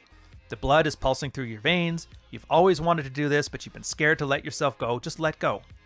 And I like this. It's not a guarantee you're going to succeed just from sheer force of will, but you would be surprised how many men I knew who were well off, attractive, fit as hell, but could not get the attention of a girl. They may get the attention early on. She'll walk up, she'll say hi, she'll brag to her friends, oh my God, he's so hot. I've had that myself. One of my wingmen was just a gorgeous supermodel type. Name was Paul, 6'2", volleyball player. Dumb as a sack of doorknobs. And it was amazing how many times I actually managed to pick up just because they found that the attractive guy was so boring. Well, this less attractive guy is the life of the party. Something to keep in mind. Again, there's a whole bunch of different qualifiers that you need to have to be attractive to women and to men. I mean, whatever you're into, it's not my place to judge. The point is, you can get far by being good enough in all of them. But if you had to pick one, not being boring is probably the best one. And one of the greatest ways to not be boring is to not intimidate people by being too perfect and too boring. The fun thing about people with faults is that, especially if they own them, is they're never boring. That's why every girl, like I remember seeing on Twitter, you'd see girls have this, what was your moment where you slept with a fat guy, or when you slept with your drug dealer, or all these kind of like crazy events. And you're just like, you did what? Oh, that's horrible. Why? And then you kind of click. You're like, oh, he's not perfect and he's not boring. Good enough. The secret of the jerk. If you remember, we talked about this in episode 1, and I'm just going to go straight in with the quote. Pook puts the shot into the nice guy and injects him with testosterone. He was originally the average frustrated chump. And he goes, now, gentlemen, watch the effects. The nice guy no longer fears what he desires. He sees the woman he wants and he approaches her. Why do jerks approach women?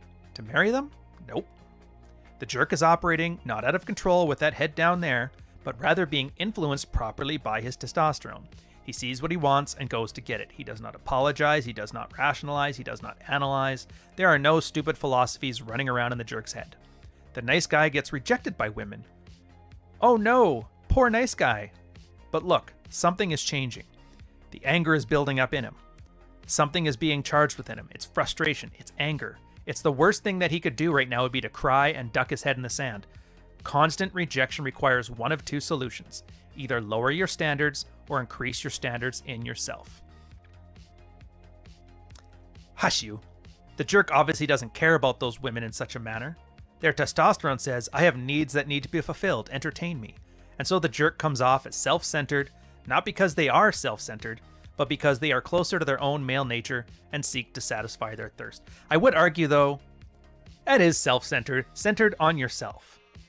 It's only a negative to people who aren't self-centered. It's not saying you're greedy or selfish or an asshole, which you probably are, but it's not the worst thing in the world. It's not boring. It's kind of fun. Love the case that he makes, though. It's just being unapologetically a man. I know it's like, oh, it's not just me. No, it's not. Be yourself. Because if yourself is having approach anxiety, if yourself is not attractive, if yourself is experiencing failure, and I know it's the catchy thing to say to be your best self. It's like, no. Just be a better man. Be a better man, and yourself will come shining right out. But I do want to end on this last part where he's talking about failure. Whenever you have a setback, there's only 2 solutions. Either the product's bad or the marketing's bad. Either become more attractive or become less unattractive. Like decrease your standards or increase your standards in yourself. Same thing. If you're only trying to get supermodels and you're just an average looking schlub, probably won't work unless you're super entertaining. But if you find out it's not the case, you either have to increase your standards in yourself, become more entertaining, become hotter, become richer, become more unapologetically man, whichever one it is, or lower your standards. Well, maybe I don't need a supermodel. Maybe I can get a hand model. You can be happy with that. As far as the friends will hear later on when you brag about it, it's like, oh yeah, she was definitely a model. They don't know she's a hand model. But, I mean, hand model. Do the math. Looks or personality. And women may be attracted to you by your looks and give you more auditions, but the personality is what keeps them. Nice guys' personalities are that of supplicating, never disagreeing, always going, whatever you want, dear. Jerks' personalities are that of not caring, always self-centered, and always going, relationship? That just means sex semi-annually, right? Nice guys, great for relationships. Jerks are great for attracting, but both lose in the long run. Guys want good looks, but women want charming, funny, successful, and intelligent guys that will sweep them off their feet. I know a lot of goofy types, well, they want like 4 things. I only want 1. This is so unfair. It's like, I don't care about what's fair. Eggs are expensive, sperm is cheap. And to be fair, it's a lot harder to be hot your entire life than it is to learn how to be charming, funny, successful, and intelligent. That's stuff you can build over a lifetime, and it's never too late. How many more stories do we need of like 70-year-old aging rock stars who knocked up a 25-year-old to know that, for sure? Well, I'm not a rock star. That is true. But you don't have to wait until you're 85 to knock up a 25-year-old. I'm just saying. Point of this, though, looks help for that initial attraction. It's not the only way to get it, but it's a helpful way to get it. Tons of experience myself. I worked with and sailed with a lot of guys that were way hotter than me. One ended up on the Canadian version of The Bachelorette. A couple clearance divers. They're like Canadian sort of semi-special forces. And a couple guys that were just easy on the eyes. And sure enough, very good looking. Probably couldn't talk their way out of a paper bag. Meanwhile, I'm there with the personality. And I got good enough looks that we managed to hold our own against each other. And I think that's kind of fun. So I think a lot of guys miss out on that. And because we have so much problem with being artistic, artistic minus the R, a soft R artistic, that they sometimes forget that just, again, charming, funny, intelligent, and intelligent kind of carries in that. It's easy to be successful, funny, and charming if you're intelligent.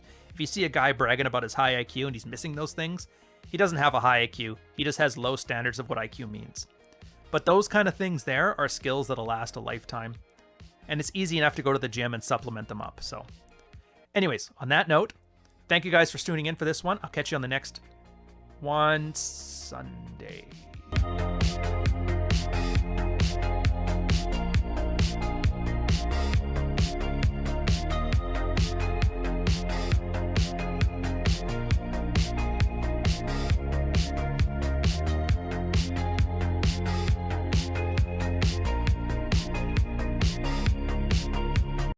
So you mean to tell me some goofy pickup guy figured out what the Fountain of Youth was?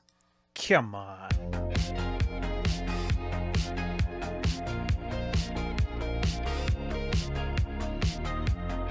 If you haven't seen the previous episodes, the playlist is down below. Feel free to give it a link or give it a click, give it a watch. There's 7 chapters or 7 essays coming up in this section. It starts with Fountain of Youth, Kill That Desperation, Embrace Your Sexuality, on embracing sexuality, whether you should eliminate desire or not, on being shy, and we ended off with the nature of sexuality.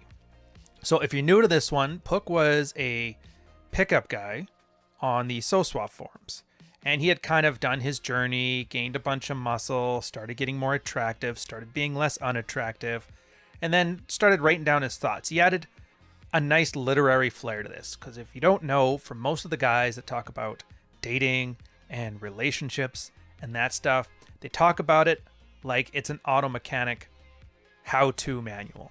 It's very artistic, very instruction based. If A and then B, do C. He took a different approach. It's more like the way you would read a book. You'd see a bunch of flared language, you'd see a bunch of allegory, and from that, you kind of have to be smart enough to read between the lines, learn when he's being serious, when he's not being serious. we'll just get into it now. So we'll start here on the Fountain of Youth with a quote. If not, then you know what you need to do. You have come to the solution of your Don Juan troubles. Doesn't this clear the stormy air of confusion, especially with younger, immature women? When you're with a woman and 1,000 Don Juan philosophies and tactics come to thwart your peace, remember that kid you were and how he looked on life. Yes, she may be a 20-something vixen, but underneath those milk sacs and fat deposits that drive your chemicals mad is a little girl. Rather than being nervous about some date, view the date as if you were 7 years old. Everything becomes simple and fun as it should be. And one thing is for certain. Women go nuts over a guy who keeps his boyhood charm, as women want an escape. They do not want to hear your views on the world. They want to have the happiness and fun on their childhood as everyone does. They will fight for the rare men who truly live like this, and this also explains the mystery as to why uneducated men seem to do better with women than many men with PhDs who are so smart they intellectualized life out of existence. And he ends with, this isn't about bringing your childhood into the present, it's to cleanse your mind and soul of the philosophic dust and bitter memory garbage that has accumulated. We cannot reverse time with our bodies thanks to the cell division error, but we can drink from this fountain of youth for our own minds. And with one sip, the complexity of women just vanishes. With 2 sips, you no longer want to talk and intellectualize with girls, you just want to run around and have fun.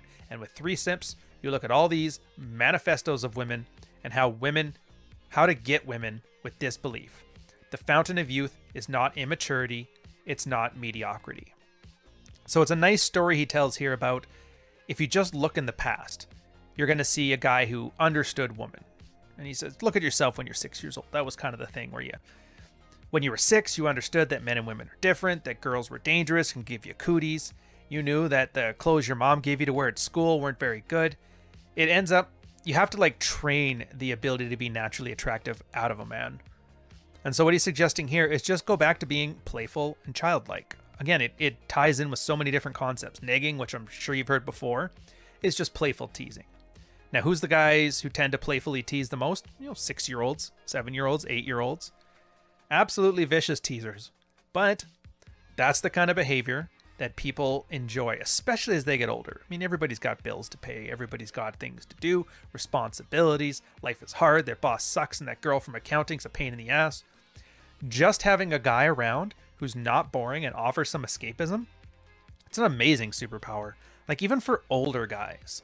When I was working corporate, I remember there was always 1 or 2 girls there that were, I guess, chronically single. They were always on dates, and they were always doing things. They never liked any of the guys. They always had some problem with it, and they ended up being forever alone. The part that got me was they weren't dating because they wanted to find the true love. They weren't dating because they wanted to find a husband. They weren't dating because they were promiscuous, although I'm sure they were. They were dating because it was something to do with their week. And it's funny, just not being boring,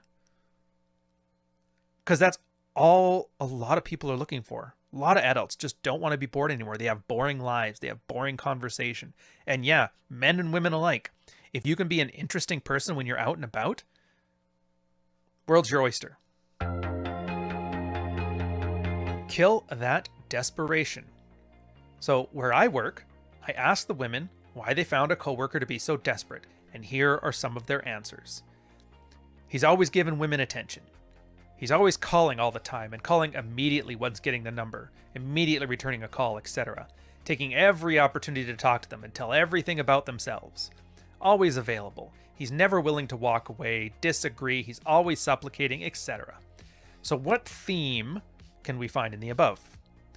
It is that the man puts the woman on the pedestal rather than himself. And they talk about a bunch of qualities in here that are good to have. Good looks, humor, dominance, and ambition. The reason he's talking about desperation here, and it's kind of like a neat little theme you're going to see in the next couple chapters, is desperate guys don't know what to do, so all they know how to do is focus on themselves. They actually act solipsistic. And again, men acting like broken women. Obviously, girls are the solipsistic gender between the two of us, and so when you get guys acting like that, it's naturally seen as unattractive. You're basically putting yourself in the friend zone by acting like a girl. He continues on with, I think it's best to treat a chick, no matter how hot and steamy she is, no matter how cute and perfect, as a guy. The only exception is don't talk technical stuff with them like you would a guy. You know, computers, cars, how to lay chicks, etc. And they'll love this. With the girls that I like, I talk about them, and they become more and more attracted to me because guys do not do this. The Art of Conversation is a great article at So Suave. She flaps her gums, you take something you said, or something that she said that you agree with it, paraphrase it in your own words, and feed it back to her. She will levitate before your very own eyes. I haven't read The Art of Conversation, but I do know this one from Mystery Method. It's and even just general conversation. For the most part, people like to talk about themselves. It's the topic they know the most on, it's the thing they're most passionate about, and it's the thing that they know best, even if it's not true. So a lot of the times when you're out with a girl, they don't want to hear you talk about yourself. They want you to be a mystery to unsolve. There's a reason why they'll get on Netflix and watch a 15-part serial killer series when the end result is, well, the guy went to jail. Like, if you'd started off with, this guy went to jail and here's your 13-part series, nobody would care about it anymore. You always have to be kind of unsure. The other thing to know, and this is what I learned way back from dating, is that building rapport, for the most part, is just about using more words. The more words that somebody uses with you, the more comfortable they are with you. It's almost like the Ben Franklin effect. If you haven't heard about this one, it's where if you do somebody a favor, they always feel indebted to you, and it tends to build resentment. But if you have somebody do you a favor, then they tend to like you more because, well, I must like this guy if I was doing a favor. Think of it along those lines. Talk about yourself to me. As long as you're willing to talk, I'm willing to listen. As they tell you things, you show a genuine interest. And yeah, I get it. A lot of people have boring lives and a lot of people don't have interesting things to talk about.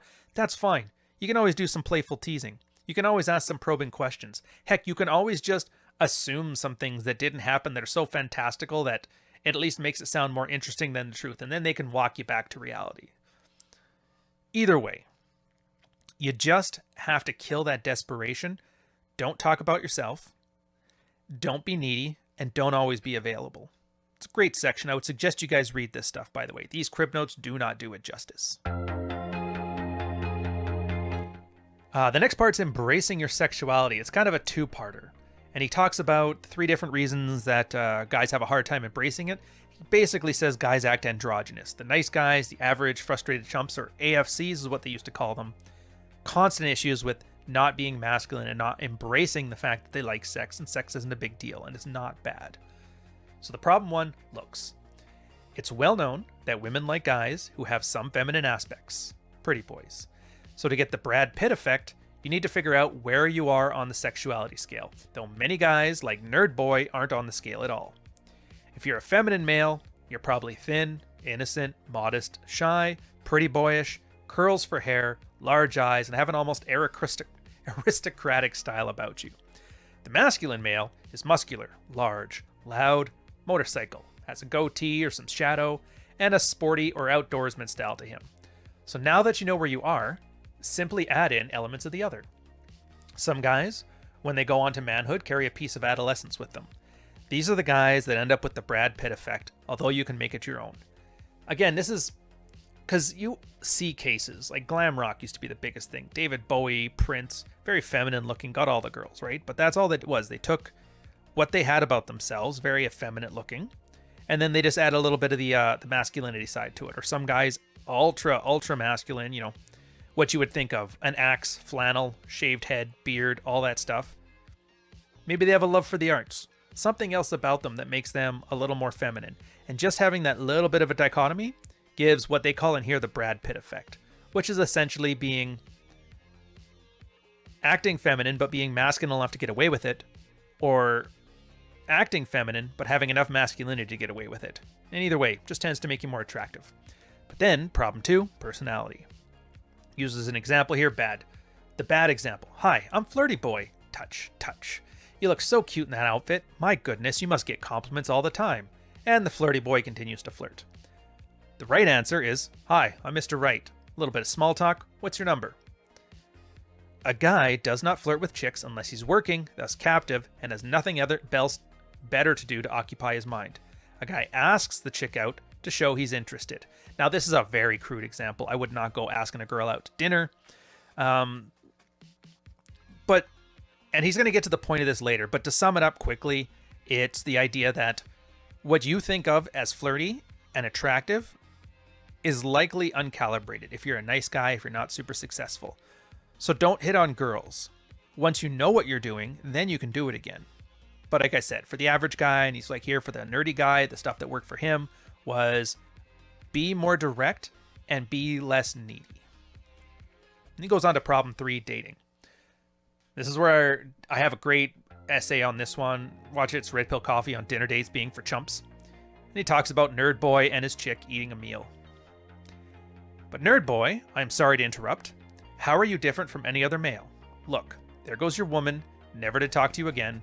She said you were boring. Oh, but I gave her dinner. She ought to like me. But any guy can give her dinner. Can you give her dinner, trash heap guy? Yes, Pook, I can buy her dinner. And what about you, Mr. Nice Guy? I can also buy her dinner. Mr. So Suave, what can you do?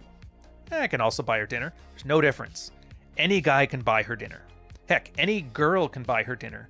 And so what do you suggest, Pook? Action dates. Don't just sit there talking and eating. She can do that with her girlfriends. Guys are all about action. Real men are not making dinner. They're swimming rivers and climbing mountains. Find something action-wise to get her involved. Yeah, but Pook, I enjoy sitting in front of my computer all day and I don't like action dates. Well, learn to like them. Are you even living if you don't? There are brilliant things out there to enjoy and do, and why are you wasting your youth on what? Sitting in front of the computer? It's funny, there was like an age-old argument about whether you should take a girl on a dinner date for the first date, and this stuff was crude. Back then, he was just like, have something to do, not just someplace to talk. And you kind of want a bit of both, but it's since kind of advanced within the red pill spaces to where you have a logistics plan. Somewhere public, like a park. Go for a walk, chit-chat up, make sure the person's not crazy. Then you switch it up to maybe you're walking to go somewhere, get a coffee, something really quick. Then you start doing a little bit of escalation. You see if there's sexual interest, and if it goes well, then you escalate that to maybe to a pub or to a party or an event. Something that's not super committed, because as soon as you start committing to it, it comes across as clingy. And then take it from there. But the point of all of this was you can't just sit there and eat dinner, because then that puts the focus on her. She's like, well, he fed me, and now he probably thinks he's entitled to something. Most guys don't actually act entitled towards anything after a dinner date, but the girl assumes they do, and so she sabotages the event because she hates being put on the spot. She hates being obliged. Remember what I told you before? Ben Franklin effect? Just like that here. So again, have something to do, have a plan, don't go out to dinner, don't be boring. Charles Bukowski, Jordan Peterson, Neil Strauss. I like these guys. Add some salt to cover up the bitterness of middle-aged soccer moms and put in the oven for 45 minutes. Optionally, you can take from all this stuff what you want and leave the rest. Next section's on embracing sexuality, and he says, let me give you an example. I was rejected by this one girl that I really, really liked, which originally sent me to this forum 4 years ago. Now I'm going out with her. She's the perfect example of the beautiful, innocent type. So what could I do? You can't just go up and start grabbing things. You have to create intimacy with the beautiful, innocent type through desire. Let her know you want her. The guy asks Pook, like, didn't you just say you ought to be desireless? He goes, well, when you were a nice guy, how were you showing your desire? Flowers? Declarations of love? By talking to her all day? Our romantic machine is broken when that happens, and the only way to fix it is to turn off our desire. Okay, now we aren't doing any of these stupid sappy things. Now we have to rebuild the romantic machine. Replace it with something like the anti-dump machine. And look that up if you haven't seen it already, guys. It's actually a pretty interesting way to not overinvest in girls. It stood the test of time. Continuing here, though. Now, when your romantic machine gets turned back on, you do not display your desire on the seen channels, like flowers, gifts, chocolate, poetry, but through the unseen stuff. Eye contact, voice tone, getting to the point, etc. I like this section because you're going to see, and it's not just within, like this was an old pickup thing, but you're going to see this within the red pill, within pickup. Things, you can't just follow them. I had a video on a mids watch here about going Rambo and what that means, and this is essentially it. Everything should be taken literally unless it's not to be taken literally. And the only way to know is to use your damn noggin. For a lot of techniques, a lot of strategies, a lot of mindset shifts, a lot of mental models, you're going to find that they're contradictory for the new guys as to the old guys. You'll find as you get experience, you can kind of break some rules that were sacrosanct 6 months ago, and that's just part of the process. In this case, he's like, yeah, don't show desire because that makes you look needy. It's not because desire makes you look needy. It's just the average guy who doesn't know how to date only knows how to work with that broken set of models there. So you break it down before you build it back up. Have the guy just stop showing desire. Stop being forward with his intentions, or start being forward with his intentions. Stop having dinner dates. Stop doing this. And you're going to see, like, most of the stuff when you guys learn this, it's always about don't do this, don't do this, don't do this. And then when that's all gone, then you can start adding tools to your repertoire. So for this one, you're going to see a lot of contradiction on here, which is absolutely fine. Just realize it's not a contradiction. You're just not ready yet. Eliminate desire or not. And Pook gives a story.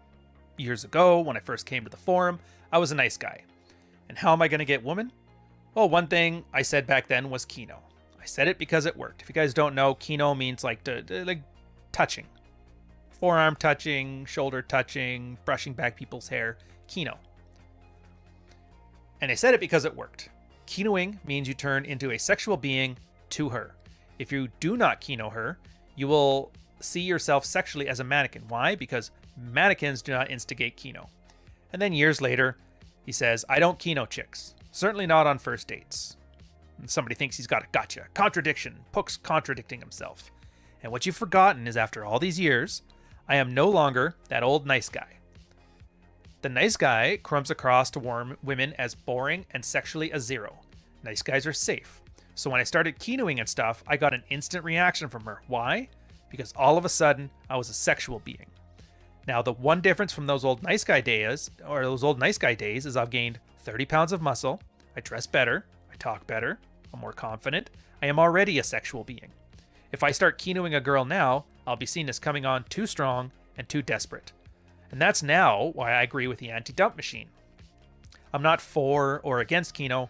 I also wouldn't recommend nice guys to act like I am now. So now I disregard talking about Kino or how you say things and just talk about sexuality. I'm already a sexual being. There's no need for me to Kino a girl. She will know I'm being sexual already, and I don't need to touch her. But the nice guy needs to embrace his sexuality because he is a sexual dud. You need to look, act, and think like a guy. I like this. I like this a lot. I kind of experienced it myself. I've talked about it many times, and back in my early 20s, when I was in the military, I did pick up. It was fun. Killed a lot of time, and I didn't have a lot of time to waste. So it was a nice way to kind of make dating into a game so I wouldn't get too bored and frustrated with it, end up married to some dependopotamus. The point is, the things that I learned when I first started were absolutely vital to me. When I had very little experience dating, I wasn't very good at it. But as I got better with it, I started to notice I started skipping steps. I started skipping techniques. I didn't have to tell stories. Sometimes success just fell into my lap. And so you're going to find all tools are subjective. All tools are conditional. Maybe it'll work today, maybe it won't work tomorrow. So what you're really doing here is you're not learning specific techniques on how to get the girls, as Aaron Clary puts it. What you're learning is a way to adapt to a situation. You want to signal that you're a sexual person to somebody when you're first dating them because you want to see if you're sexually compatible. Great. How do you do that? Well, it's either all about you. It's about acting one way. It's about looking one way. It's about dressing one way. It's about talking a certain way. It's about eye contact. And some things you have and some things you don't. And there's things you can use to supplement that. So if you're missing a lot of those natural talents, yeah, Kino escalation kind of get the point across. Maybe it's a little ham-fisted, but it's more successful than just going home and jerking off in your living room. But once you get things together, once you start putting on muscle mass, once you start acting more attractive, once you stop acting less unattractive, you're going to notice that these tools largely aren't required anymore. And that's okay. Just don't try to kick the ladder out from under you, because a lot of guys who are coming up and just starting out probably need them themselves. On shyness. This is why, before you can start to date women, you must be able to date yourself. That's right, date yourself. Try going out to places by yourself or with your friends first. This will make you more comfortable because you already know the place, you're comfortable with it, and what to expect. This is important because when you're new with a girl and all, it's enough to be a shy guy to be out with girls, let alone in a new and strange place. This will make your job easier. Makes you prepared. You can speak at the places or where you want to go with confidence and the ease. You know the route, the best way to get there. You know the cost, the environment, so you know how much money to take and what to wear. For the shy guys wishing they were girls and somebody else would take them on dates and take the lead, this is why you should be thankful that you're the guy. You get to know beforehand where you want to go and what you want to do, so you have all the time in the world to be prepared. It also makes you have fun. So with you being comfortable, with you being prepared, already your time will be more enjoyable. Since you have all those shy guys, worries, putting away, the where, the cost, the environment, so on, you get to focus on her and have fun with her. This one is nice because a lot of guys are confused. Like they focused, and this was like big on the pickup things, they focused so much on getting a girl's number that once they got it, they were like, oh, I don't know what to do. I got to call her the next day. And it's like cold calling somebody trying to sell them Amway product or some crap like that. Yeah, have places you like going to. And even if it's not a date. Like, for example, I always had a lounge I love to go to. It's a place called Glow. It was on the waterfront nearby my place. I knew the staff there. They knew me. It was close to where I went golfing. So if I'd go golfing, like, hey, when I'm done, you can come join me at this place. We can have a little quick date. And if things go well, we can go to the bar afterwards. But you see my point there? I know everybody. Everybody knows me. It gives pre-selection. I don't have to worry about anything. I know about how much dinner and drinks cost, so I know how much money I need to bring. I know the kind of clothes I need to wear. So all these things kind of put you at ease so you can focus on being in the moment. Fail to plan, plan to fail. And finally, we end off on the nature of sexuality. He's bringing up a bunch of internet arguments that he's had with a bunch of guys, and this was like the standard one. You're probably going to recognize this argument too, where the guy says, like, chicks get off on power. Why do you think they go for the jocks and dudes with the defined pecs and the six-packs and not some flabby, terrible poetry spouting loser like you? Power, baby. And Pook's like, this is absolutely not true. Even when I was scrawny, I still scored chicks with my poetry. But it wasn't my poetry, it was my imagination that reeled them in. Musicians also get laid. And he's like, no, they do get off on power, but they also get off on other things. And that's how that jobless, starving artist can be with that hottie. It's because he's dreamy.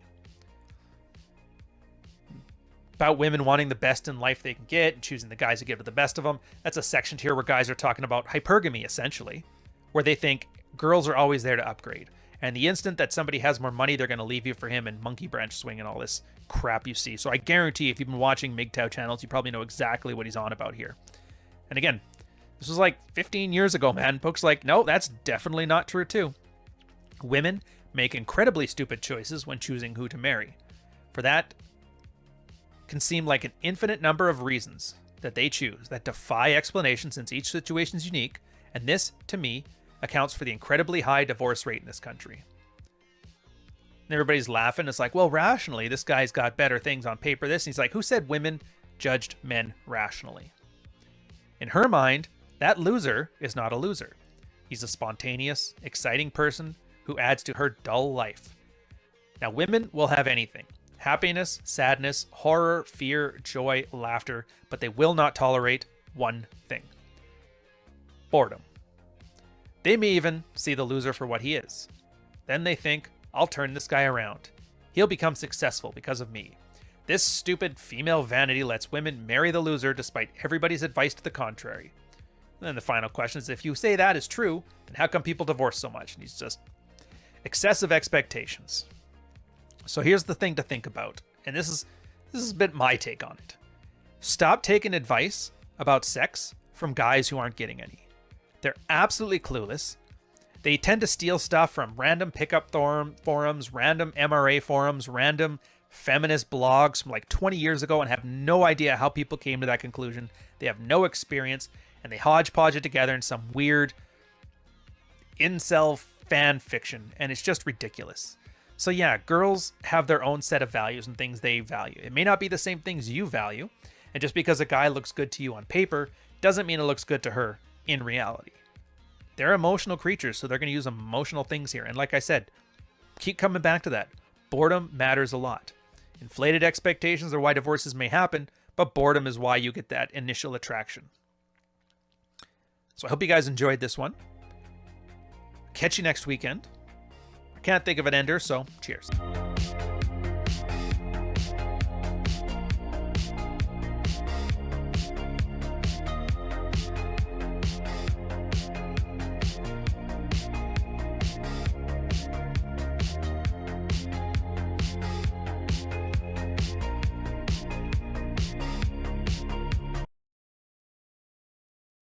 What can I say? It's another Pook.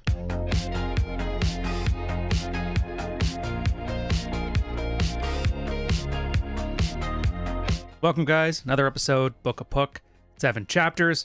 I'll skip the preface. Let's just get started. It goes with Romanticism, an obituary, letting yourself fail, aiming high, on Kino, what I've learned, approaching women, and as you think, you shall become. I like this section and I like this episode because you're going to see that you can't just take it as wholesale. There is no 100% truth or utility in this kind of stuff. Again, enjoy the ride. I'll let you know what you're in for here, and I'll point out some things that you'll kind of see how people have kind of advanced along in the years. So this is something I didn't know. In this section, Romanticism and Obituary. Start with the quote. This hyped-up romanticism can be traced back to Rousseau. If you guys don't know, he's an Enlightenment thinker. It's as much as you need to worry about. Disgusted with the bourgeois love, he saw it as an empty, emotional center of restrained, law-bound societies. He wanted to replace it with something more passionate. For, especially in the aristocracy, the passion of people was set for truth, honor, and power. This is dangerous, said Rousseau. It must be replaced with something else, something that is just as absorbing. Therefore, love will now be the soul-saving experience. How did Rousseau get to this? Well, his childhood, as he describes, to fall on my knees before a masterful mistress, to obey her commands, and to have her beg for her forgiveness, have been to me the most delicate of pleasures. Thus, in love, he is entirely passive. Women must make the first move. Yeah, I don't know what to tell you on this one. This is absolutely ridiculous. And I would be very interested to find out if the Enlightenment, which gave us great things like the Industrial Revolution, is what also gave us simping. So, somebody else in the chat, I'm sure somebody in the comments will bring up being a Rousseau fan. They'll say this is kind of BS. Not that it matters. The point is here, just realize this idea of romantic love is a fairly new phenomenon. For most of human history, we didn't really have it. He goes on to the next part, telling a story between him and some guy he ran into at the park. Guy comes back to him, getting mad. It's like, hey, you insulted my girl when we were talking at the park. He goes, actually, I slept with her. Once you guys left, she told me to meet up with her later. And naturally, the guy gets pissed and he goes, your assault against me is not for my faults, but for your own. You have no morals. And he goes, that's not true. You were the immoral one, thinking yourself a sexual Pharisee. We are called to be human, not statues. And this is like a very flowery piece of language here, but it's something that really happens. So if you remember, there's a guy online, can't stand me. His name's Pat Stedman. You may know him from such wonderful hits as storming the Capitol in 2020, going to jail for that one. But he used to complain all the time about, like, you know, all those guys sleeping with our women. They're damaging, they're ruining women, and you guys are all immoral. And I'm sure you've heard tons of guys online saying, I would never ever go after meaningless sex. Meanwhile, it's like you're kind of not getting any, so that's why you're being all melancholy about it. But the point is, this isn't some traditional timeless thing. This is one guy a couple hundred years ago on the birth of the Enlightenment thinking, hey, you know what's great? Not having to marry my my father's business partner's daughter just to make the businesses go. I'm going to do it just for love. I'm going to let girls make the first move. Essentially, the first female empowerment came in as start of the Enlightenment. Kind of ridiculous. Doesn't really work. And usually, if you've been socially active for any length of time, you're going to have a situation where two friends, the one guy's got a huge crush on a girl, but he doesn't make a move. The other friend goes, does it, sleeps with a girl, and then it's like, oh, I called dibs on her. We were supposed to be friends. You betrayed me. And it's like, dude. And you got to live life. You can't just let life happen to you. Otherwise, I would say that friend that sleeps with a girl he's got a crush on probably did him a favor. He's teaching him either be bold or get over it. And they ended off with the old concept of arranged marriages. He's like, have you ever seen a traditional Jewish wedding? The man and women have never even talked to each other. They don't even know if they like each other, yet they are married and they stay married for life. Now, Pook, that's because they can't divorce. He goes, true, but by conventional romanticism, shouldn't the marriage eventually blow up? Yet, they're happy. The point is that romanticism has no value in creating a lasting marriage. Romance, like the rabbit at the dog track, is elusive, fake, and never attained reward, which for the benefit and amusement of our masters keeps us running and thinking in safe circles. Letting yourself fail. I love this section because it's so important. Starting it off here, when you fail, you have information sent back on things that can be worked on. Are you too scrawny? Do you not have fun dates? Is your personality the problem? Do you let yourself have fun? Are you scared of sex? What is it? The point is not to intend to fail. It is to let yourself fail. If you fail with a girl, it is an opportunity that you missed about yourself. So many guys are worried about failure that they refuse to make a move. There was actually a great article from The Last Psychiatrist, a blogger around like the 2010s. And he brings this up with a nice little reference where, so you always think, oh yeah, I could have had her if I wanted to. Or some guy threatens you and it's like, oh, I could have beat him up if I wanted to. And you make up these excuses because as long as you don't take action, you got like a Schrodinger's box situation here where it's, well, you might have, you might not have, but the question answer is unresolved. And here's the problem. You're in front of a girl. You're like, I could have had her.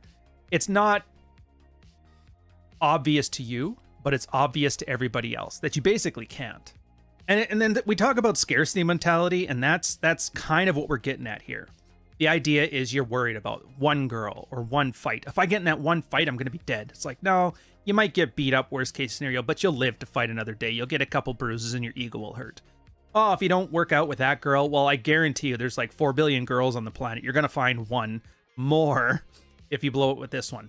The problem is by convincing yourself that by not making a move, you could have if you wanted to, all you're doing is kicking the can down the road when there's lessons you could learn. Because even if you're right and you could have these things, guaranteed there's something in there that you could have done better, some piece of yourself that you could learn that you didn't know about beforehand. And by avoiding these opportunities, you're essentially doing yourself a disservice. That's the best way people grow, is by doing things. So let yourself fail, like Pook says here. Don't try to fail, but allow it to happen if it happens. And hey, worst case scenario, if it gives you a good story, it's a great anecdote when you and your date have that eventual, what was the worst date you've ever been on question? You're like, actually, the one just before this was pretty bad. Let me tell you. Aim high. Reference to this one is about some fat guy thinking, I gotta wait till I lose weight. This girl's out of my league.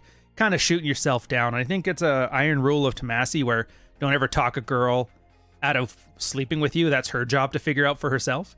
And it's kind of an example here. So, quoting, there is nothing wrong with going for high standards, but there is a catch.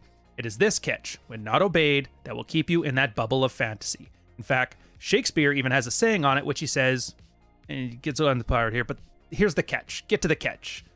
Here it is. The high standards you apply to your desires must be applied to yourself. Do you want a woman who's not overweight? Then eliminate your overweight.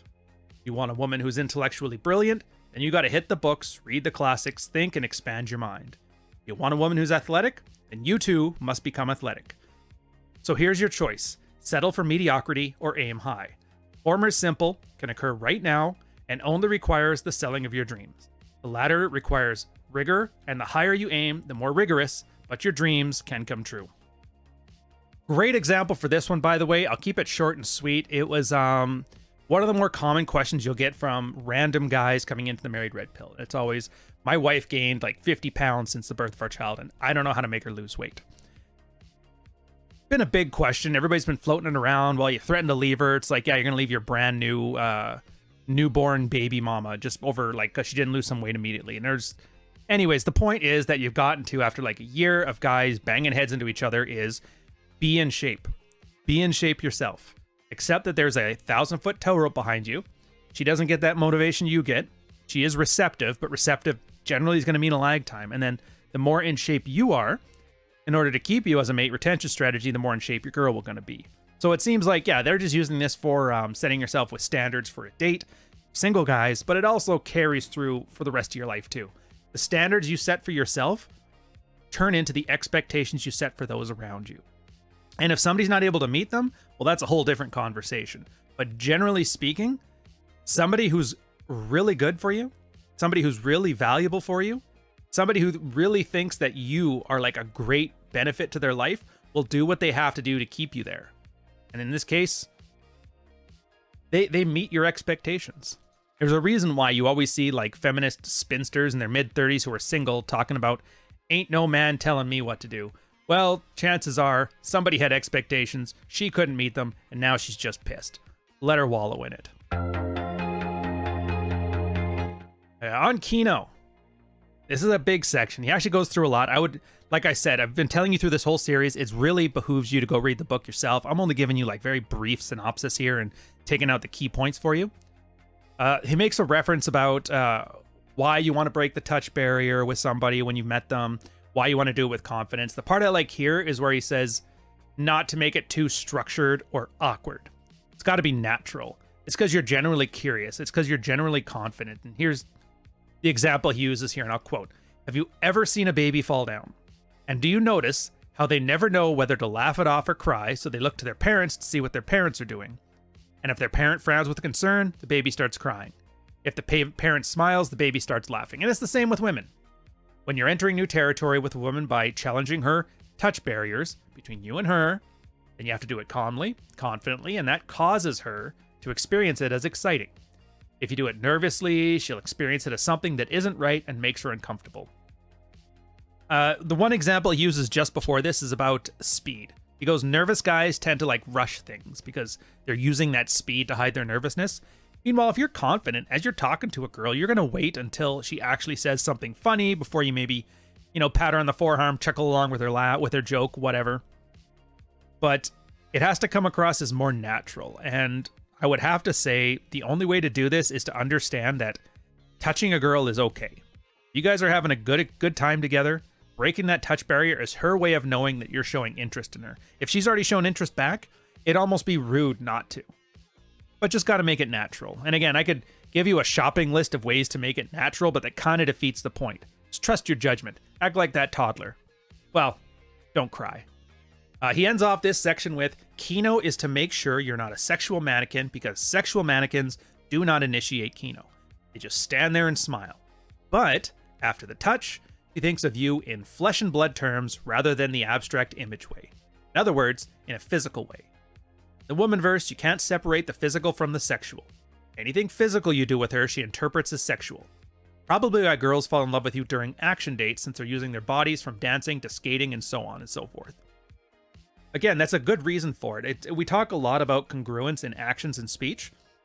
You can sit there and have a 4-hour conversation with a girl about everything and anything under the sun. You can come back thinking she's the greatest girl on earth, and she's like, I'm gonna friend zone that guy. But at the same time, you can have a 5-minute conversation, touch her by the small of the back, lead her through a crowd, and she could think of like, yeah, I'd go on another date with this guy.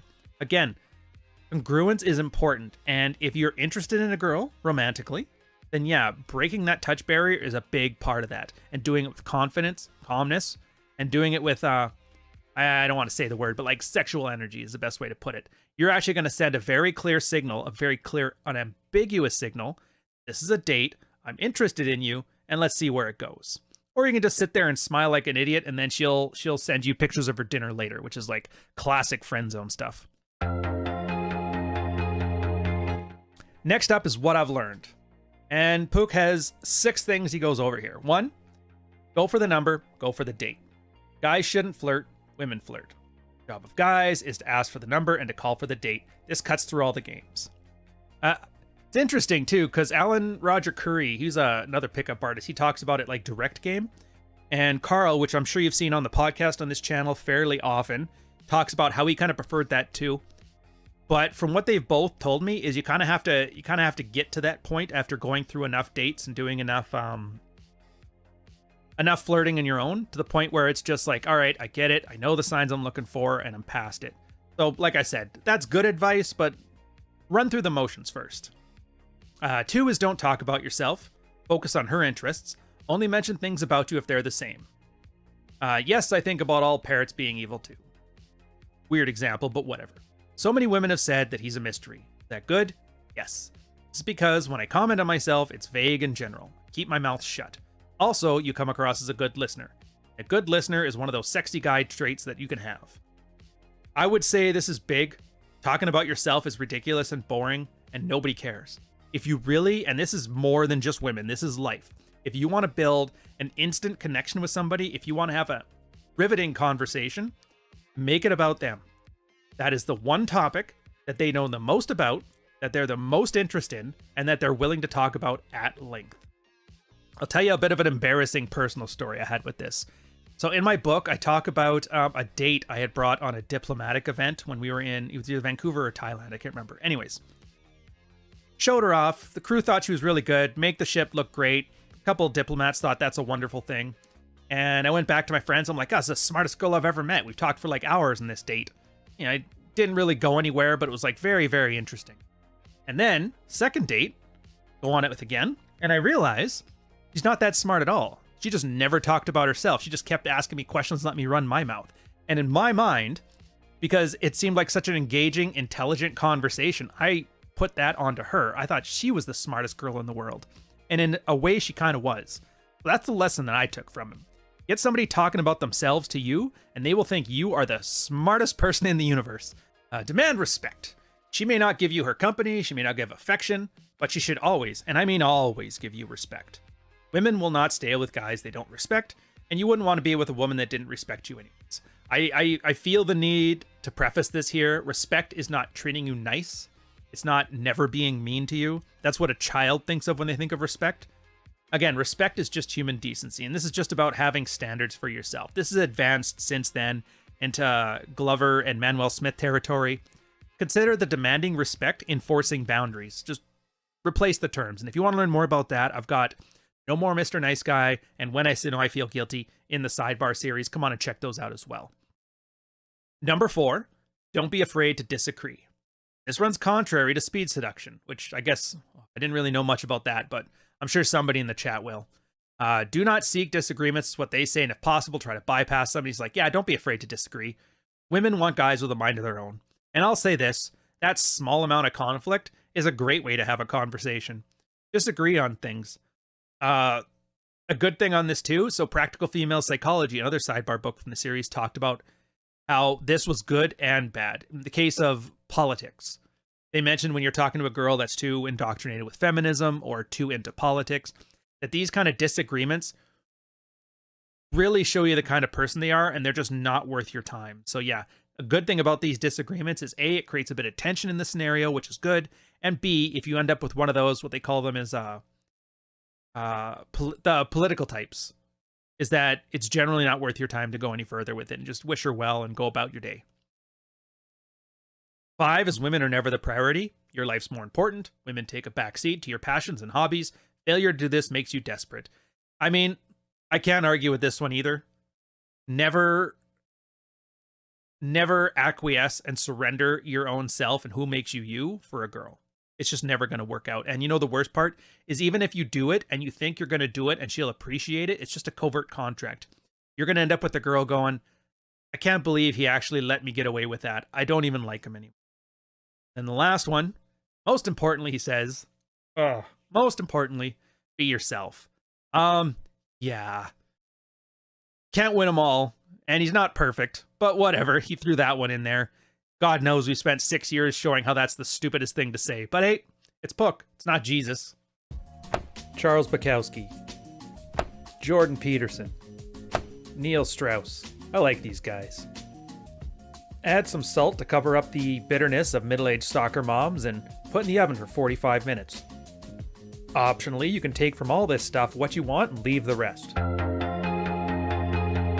Last section's approach in women. Start out with the quote, the earlier Pook saw the approach as the woman as the prize to be won. Later Pook saw himself as the prize. The early Pook saw his approach as the mission. Latter Pook saw the approach as an opportunity for fun. Earlier Pook tries to make things fun for the woman and fails. The latter Pook doesn't care and focuses on his feelings. In other words, he has to have fun himself. By letting their responses guide your actions, you're being shaped by your environment. In other words, being feminine. This isn't attractive in any situation or age. I will say, from my own experience and from the experience of every guy I've ever talked to on this one, you doing things you enjoy and bringing a girl around for the ride is good. They generally feed off of your emotions. It's called like a mirroring effect. If they're having fun when you're having fun, same as we talked before about how the baby will look up at the parents when he falls down, and if the parents freak out, the kid freaks out. Parents are happy, the kids are happy. If you kind of don't understand this, talk to a dog owner. They'll tell you. It's like you can say anything to your dog. You can drop hard R N-bombs on them all day, and the only thing they're going to notice is your tone of voice and your body language and your demeanor. And they could be a happy dog or they could be a sad dog. And it really all depends about what you're doing to have fun, and they will adopt that same mentality. And it goes the same for dates. Can't believe I kept talking about M-bombs. Anyways, as you think, you shall become. Last chapter here, the nice guy drunk with his feelings. Player keeps thinking of control and power over the chick's feelings. Don Juan gives off feelings unconsciously. He's like a sexual light in the world that women flock to. Nice guy mythologizes the women, turns her into a goddess. Don Juan mythologizes himself, he turns into a demigod. That's the difference. Players, seducers, etc. are caught in between. They still don't understand the power of imagination. In fact, they blame imagination for them being a nice guy. Now they swear they're going to live only in reality. The point he's getting through on here is that there's 3 stages of mastery. Social savviness, sexuality, all that stuff. The first step is where you're clueless. That's the nice guy. He acts passive, he acts feminine, he acts basically in ways that don't act congruent with what he wants. He wants to date a girl, he wants to be romantically involved, maybe he wants a girlfriend, maybe he wants a wife, but you'd never know because he's sitting there and smiling like an idiot because he's too afraid to do anything. Second guy is the one who rebels against that, and he calls it the player. Trying too hard. Basically, in his mind, he's always thinking, what would a beta male do? Don't do that. Gotta be alpha. Gotta be alpha. And in that sense, it comes across as weird, creepy, and needy, and trying too hard at things, and never taking himself very lightly, and like he says here, no imagination. And he uses the Don Juan as the example. I would say that's kind of a nice place to be, like to the point where you have a conversation with somebody, and if it works out, it works out. If it doesn't, it doesn't. But you're having fun, and you're going to ride this train to see where it goes. There's a certain aloofness and a cool confidence that comes with knowing, not assuming, but knowing that this could go well, or it could go not well, and you'll learn something from it and come out with a good story. And either way, you're perfectly content because you're very calm and assured in your own place in the universe, your own skill set. And if not this one, then maybe one tomorrow. So that's one more Pook. Hope you guys enjoyed yourself. I'll catch you next Sunday. And if you're watching this after the fact, don't forget the playlist. You can view all these ones here. I would strongly suggest going through the chapters on yourself because I am not doing it justice. I am giving the most bare bones description of what they're talking about in here. And hopefully you pull something away from it that helps you out in your life. Again, as much as you love those artistic manuals of guys that just love to hear rote memorization skills, touch here, say this, do this, it's nice to kind of think of this stuff with a little more of a creative lens, get the juices flowing, and who knows, maybe make you more fun at the dinner party. I'll catch you later. Cheers.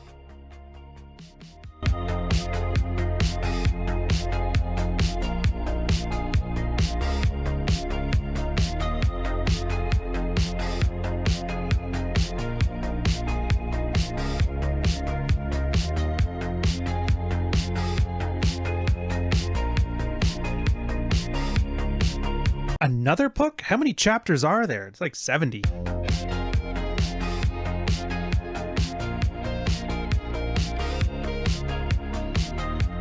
Welcome, guys. Another episode, Book of Pook. Be a man. Casual dating. Structure of the world. Do girls want sovereignty? Cocky funny. Feeling down about your love life? Read this. And feminism put on trial. Let's get started.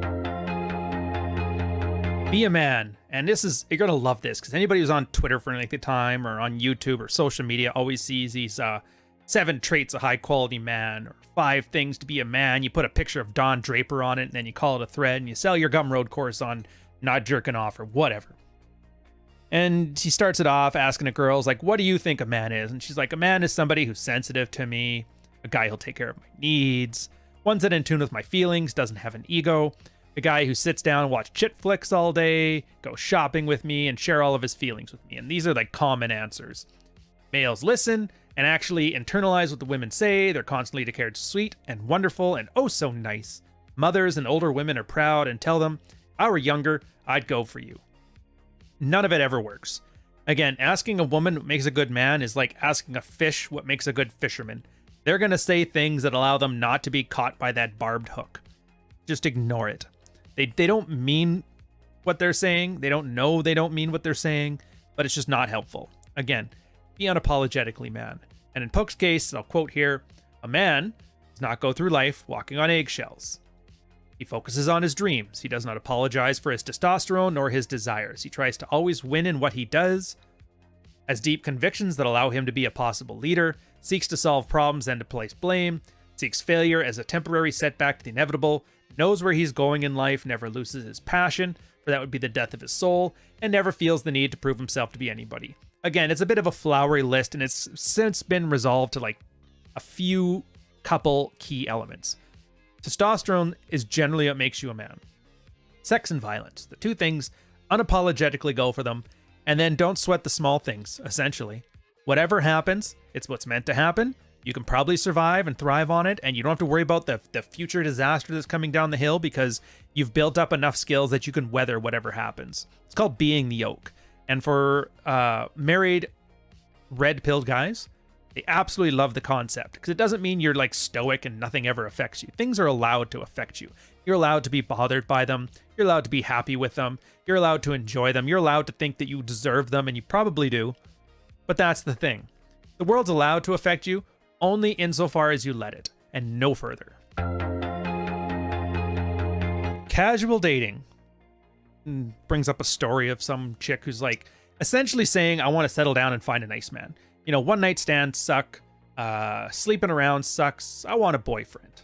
And of course, it's always, you've sure heard the epiphany phase thing when girls are in like their early 20s. It's nothing but Cancun foam parties and nice boys on Tinder. And then come 27, 28, it's like, I'm done with the games. I just want to settle down and find a nice man. Pook makes the case that, and I'll quote here, the flaws of these joined at the hip virtual marriages that the ladies described are many. It keeps you from meeting other people. And it's just a clinginess of each other. Two people tired of being single. You can be successful at this with marriage and everything, but even that may realize or result in failure. Anti-Dump started out this way, married a girl, but divorce shattered him as he realized the girl never really liked him in the first place. He kept trying to please her rather than find a girl that fits him. And consider that one day you may be married. And when you are married, what do you like to do? Why, you go out. All the practice and skills you pick up with casual dating can be carried over to your marriage. Your pickup artist skills cannot. I like how he makes this case too. So those like routines and stuff you'll learn, and I've talked about the mystery method before. I did that for an early period in my 20s, and some guys might like the stuff, or Troy Francis, who I work with a lot, has great stuff about approaches. That's just training wheels. You're using that so you have some confidence going into an engagement. Eventually, you're going to learn to foster a socially savvy personality. Talks about it as Don Juan in here, and I'd suggest giving it a good read, but being interesting, unapologetic. Those things before we said about not being men, about being men, having good boundaries, being fun, especially being fun, and all these things will carry over, and you're going to learn these things a lot better with casual relationships than you ever will with like I just don't want to be single right now type girlfriends. At that point, it's just a neediness, a codependence, and it never works out. It continues on with, so as you're bombarded by all the information you're getting from all the guys around you, just do these things. I love this part. He's like, forget about Pook. Forget about So Suave. Forget about the DJ Bible. Forget the tips and tricks and discussions and women's psychology and specific techniques. Forget this webpage and all its wordy text. People who stay here all day are trying to get it perfect, and you know what? Perfect's boring. Shake things up in life. It won't matter if you know what to do for the second or third date. Most people don't. Do it one at a time. And then go change your life, not by reading my posts or studying the forum, but by doing what you always wanted to do. Go out with that lovely young lady. Start small and ask out a girl you already like. Once you get a date or two under your belt, you'll wonder why you wasted so much time on article reading like this in the first place. I like this. Get what you need and get the hell out. Learn what you need to learn. Get just far enough that you can treat it like a co-op program. All right, give me a plan. Got a plan. I'll go try out the plan. There's a great concept called OODA loops, and I talk about that all the time too. I've stolen it from an author, Venkatesh Rao, who stole it from the U.S. Air Force, if I'm not mistaken. Observe, orient, decide, and act. The idea for that was like the more often that somebody can go through that cycle of behaviors in an airborne engagement, the more likely they are to win those airborne engagements. It's since been adopted to the workplace and essentially anything that has to do with human decision making. Observing, it's one part of the process. It's not the part. You're not going to be able to read enough to know everything that's going to happen. You have to go experience. And that's fine. If you fail, if you mess up at some point here, usually in the action part, well, just observe what happened, orient yourself to a way to get out of it, and continue on there. If you keep making these decisions, eventually you're going to figure it out. And even if you're the stupidest man on the planet, and it takes you 100 tries to get it right, at 101, you never have to worry about it again, and thank God for that. Structure of worlds. I like this one. He kind of does the practical female psychology thing where he brings up some archetypes of men, although in their utility to women. In this case, he talks about nice guys, materialists, citizen dildos, and shining stars. Like, gentlemen, what do these 4 types have in common? Well, they're structures that are built around women. He goes, you're the focus of your world, not the women. Instead of pissing away your youth trying to please them, why not invest in yourself? It's a radical concept. Dare I say, blasphemy to our female goddess that you sacrifice their lives to. Sex doesn't make you unique. Another radical concept, because sex is what women have recognized to give often as feminine praise. How many men think they're the glory of the world because of sex? No, live the life you want. And I guess to articulate this, when he talks about nice guys, he's talking about codependent men. When he talks about materialists, it's those guys that brag about their paycheck or how much money they have or the Lamborghini they drive. All those status markers that impress girls. Citizen dildos, just man meat. He's there just for sex, that's it. And the only thing that matters to him is his notch count. And then shining stars are the ones that like to dominate. They're the ones, if you see them on Twitter, they call themselves alpha wolf as men, masculine excellence, masculine alpha. And all these guys have a utility to women at some point. Nice guys are nice because if she's just tired of playing games and wants to settle down with a nice, unambiguous, safe man, he's that shoulder to cry on. Materialists, hey, chicks like free shit as much as the next guy. Citizen dildos, if you got an itch to scratch, there's the itch, there's the scratch. And then shining stars, because girls like that whole social climbing up the ladder, Game of Thrones, pecking order crap. And so for them, it's often nice to be attached to powerful men because it makes them feel more powerful. If you don't believe me, talk to anybody you know who's been in the military.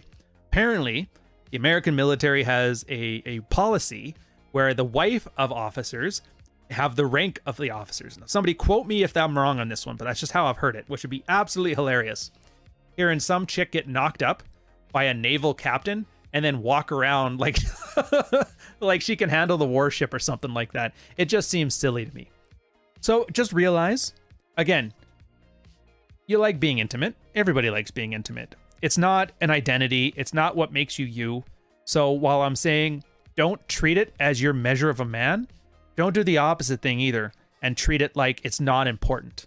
We hear guys talk about, oh, so you don't want meaningless sex. I only want stuff that's meaningful. It's like, dude, don't be afraid of things.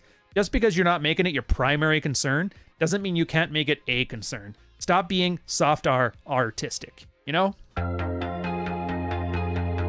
I don't think it's a far-fetched idea to say that women view men differently than how we view them. We keep thinking that it's two people coming together. It's like, I don't think women view that way. When a girl eyes a potential mate, what's going through her head? Well, she's not interested in you, not the way that we think of it. She's interested in your world. In other words, if you have no friends, don't go out, don't have fun, you're a drifter, have no path to get money, she's not going to be interested no matter what your elements are. Again, you got to forget, or you can't forget that it's not internal stuff. They can't see what's going on inside your body. They can't see what's going on inside your head. They can't see how good of a person you are. They can only see what you expose to the world.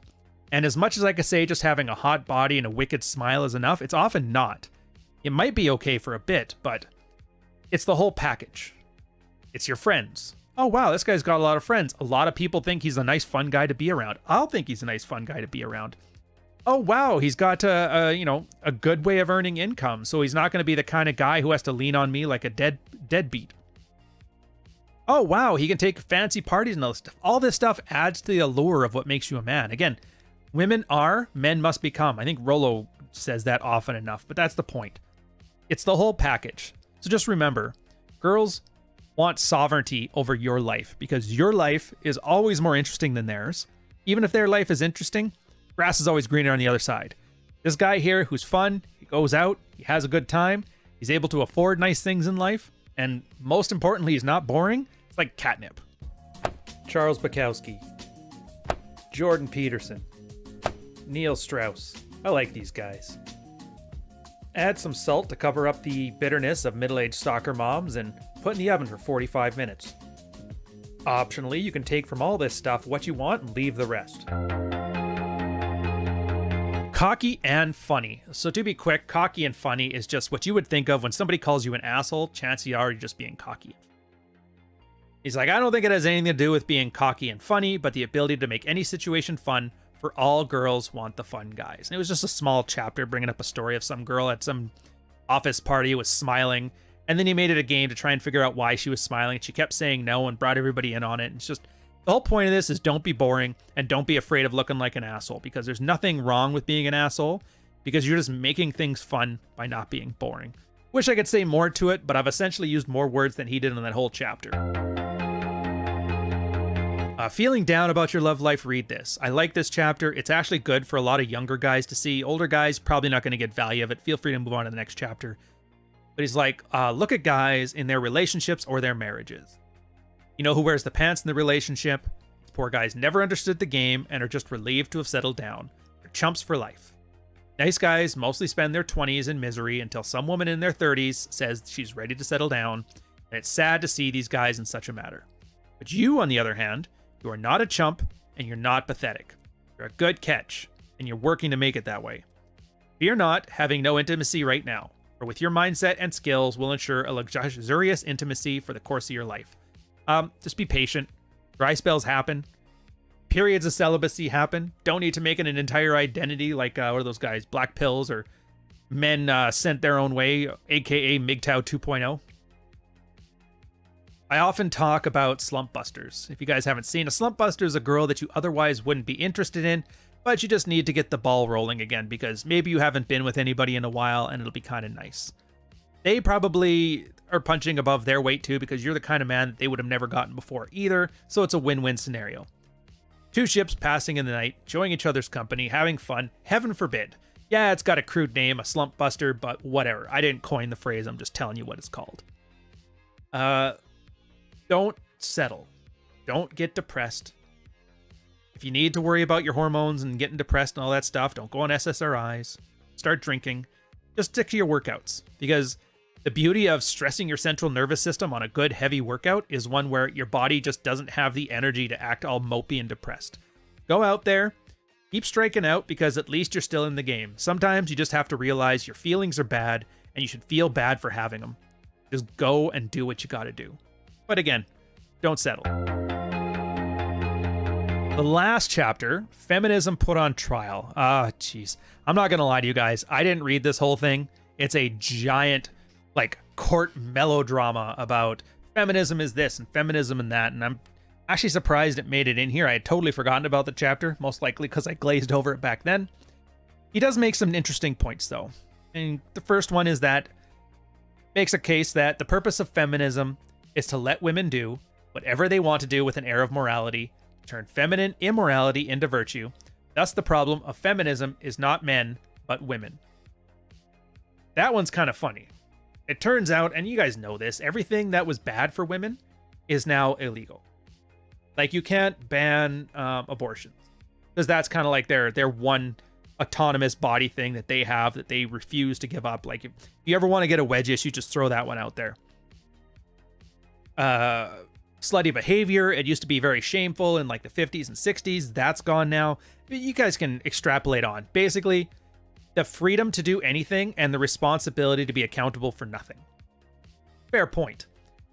And he goes on with, there is a war against men, gentlemen, and feminism is leading the charge. Guilt-filled men sound like this, and I quote, "One of the reasons I started to care about radical feminism as much as I did is because it seemed to resolve for me a certain dilemma about myself in relation to other men.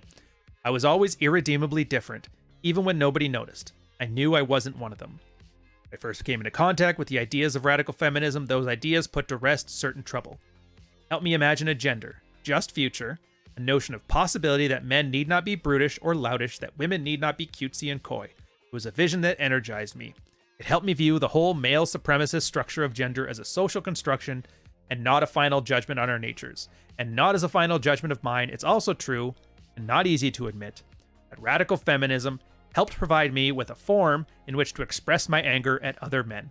An anger that men can run very deep, as many of us know. And Pook goes in here, he's like, he's different from most of the other guys because he refuses to be male. But he goes on. But it would be a mistake to suggest that a man's anti-sexism puts to rest his ambivalence towards other men. I think that it's an anti-sexist consciousness that actually makes the conflict more acute. Such a man perceives even more clearly the behaviors and attitudes in other men which he rejects, and understands more about what behaviors and attitudes mean. In a sense, they are the behaviors and attitudes in himself that he wants to be rid of, and somehow other men can remind him of the parts of himself that have not changed very much at all. So his anger at other men intensifies as a means of keeping clear to himself that he's the exception. Doesn't that sound like a gamma male thing to you? Total narcissistic personality disorder. Anyways, meanwhile, he misses the company of men, their ease, their companionship, and good feelings he remembers in their presence. So, for many men, the issue of other men is a classic conflict of approach and avoidance. For a man whose life is increasingly has to do with anti-sexism, conflict cuts right to the bone. He struggles with what it means to be a man, and whether to feel ashamed or proud. And Pook's like, this guy is ashamed. He actually wrote a book called The Refusal to Be a Man, which he's quoting here. Again, this is weird. This is so foreign to me that I'm kind of having to take it on faith here, but I can see that. A lot of idiots on social media have like sent a lot of stuff to my mentions that kind of reads like this. And you realize a lot of these male feminist allies types, they don't actually believe what they're saying. They don't have the qualities or skills to be a man in the sense that they think is a good thing. And they refuse to put in the work because, you know, millennials are lazy, boomers are lazy, Gen Xers are lazy, Zoomers are super lazy. And the easier thing to do then is, if you can't have it, just show disdain for it, sour grapes. And so for a lot of guys, because they know they can't compete with men out in the sexual marketplace, they adopt this anti-sexism thing. I think it's, was it Gad Sad? Called it the sneaky fucker. Sneaky fucker routine. Stone Toss, that infamous cartoonist, aka Nasi, has a cartoon talking about how animals are in the wild and they use camouflage, and there's just a guy with like a male feminist t-shirt. I think he drew Vosh in that one, which is kind of funny. But yeah, just realize if you're getting a male feminist, don't argue with them. They're not coming at you from like a severe ideological difference. They're coming from an insecurity and a shame of being man. So if anything, instead of arguing with them, instead of trying to convince them, just give them a little bit of pity. And I'd say stay as far away as possible, because the stuff that they're willing to do to win the affection of women is just ridiculous. If you ever wanted to get fired, that's how you get fired. Anyways, read that last chapter if you want to. I'm not a fan of it, but whatever. We'll catch these again. Have these on every Sunday. Don't forget to check the playlist if you haven't. Like, subscribe, you know the deal. I'll catch you guys on the next one, and cheers.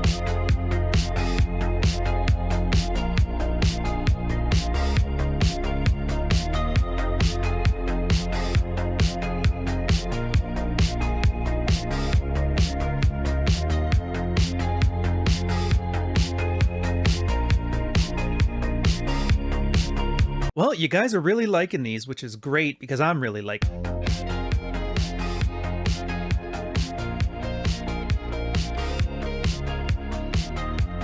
Welcome to another episode of Pook. We're going through, I don't know what we're on now, like chapter 47 or something like that. There's like 70 in this thing, but we'll start off with why Let's Just Be Friends, on mystery, patience, what truly makes a Don Juan, ooh la la, Second Life, selfishness, life-changing decisions, etc., and securities versus mistakes.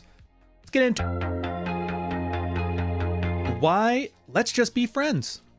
Starting off with the quote here, she thought of him like a brother because he acted like a brother. Going out of your way to do things for her in a non-sexual relationship context is what her brother would do. A woman must see you in a sexual way for any hope to have blossomed romance.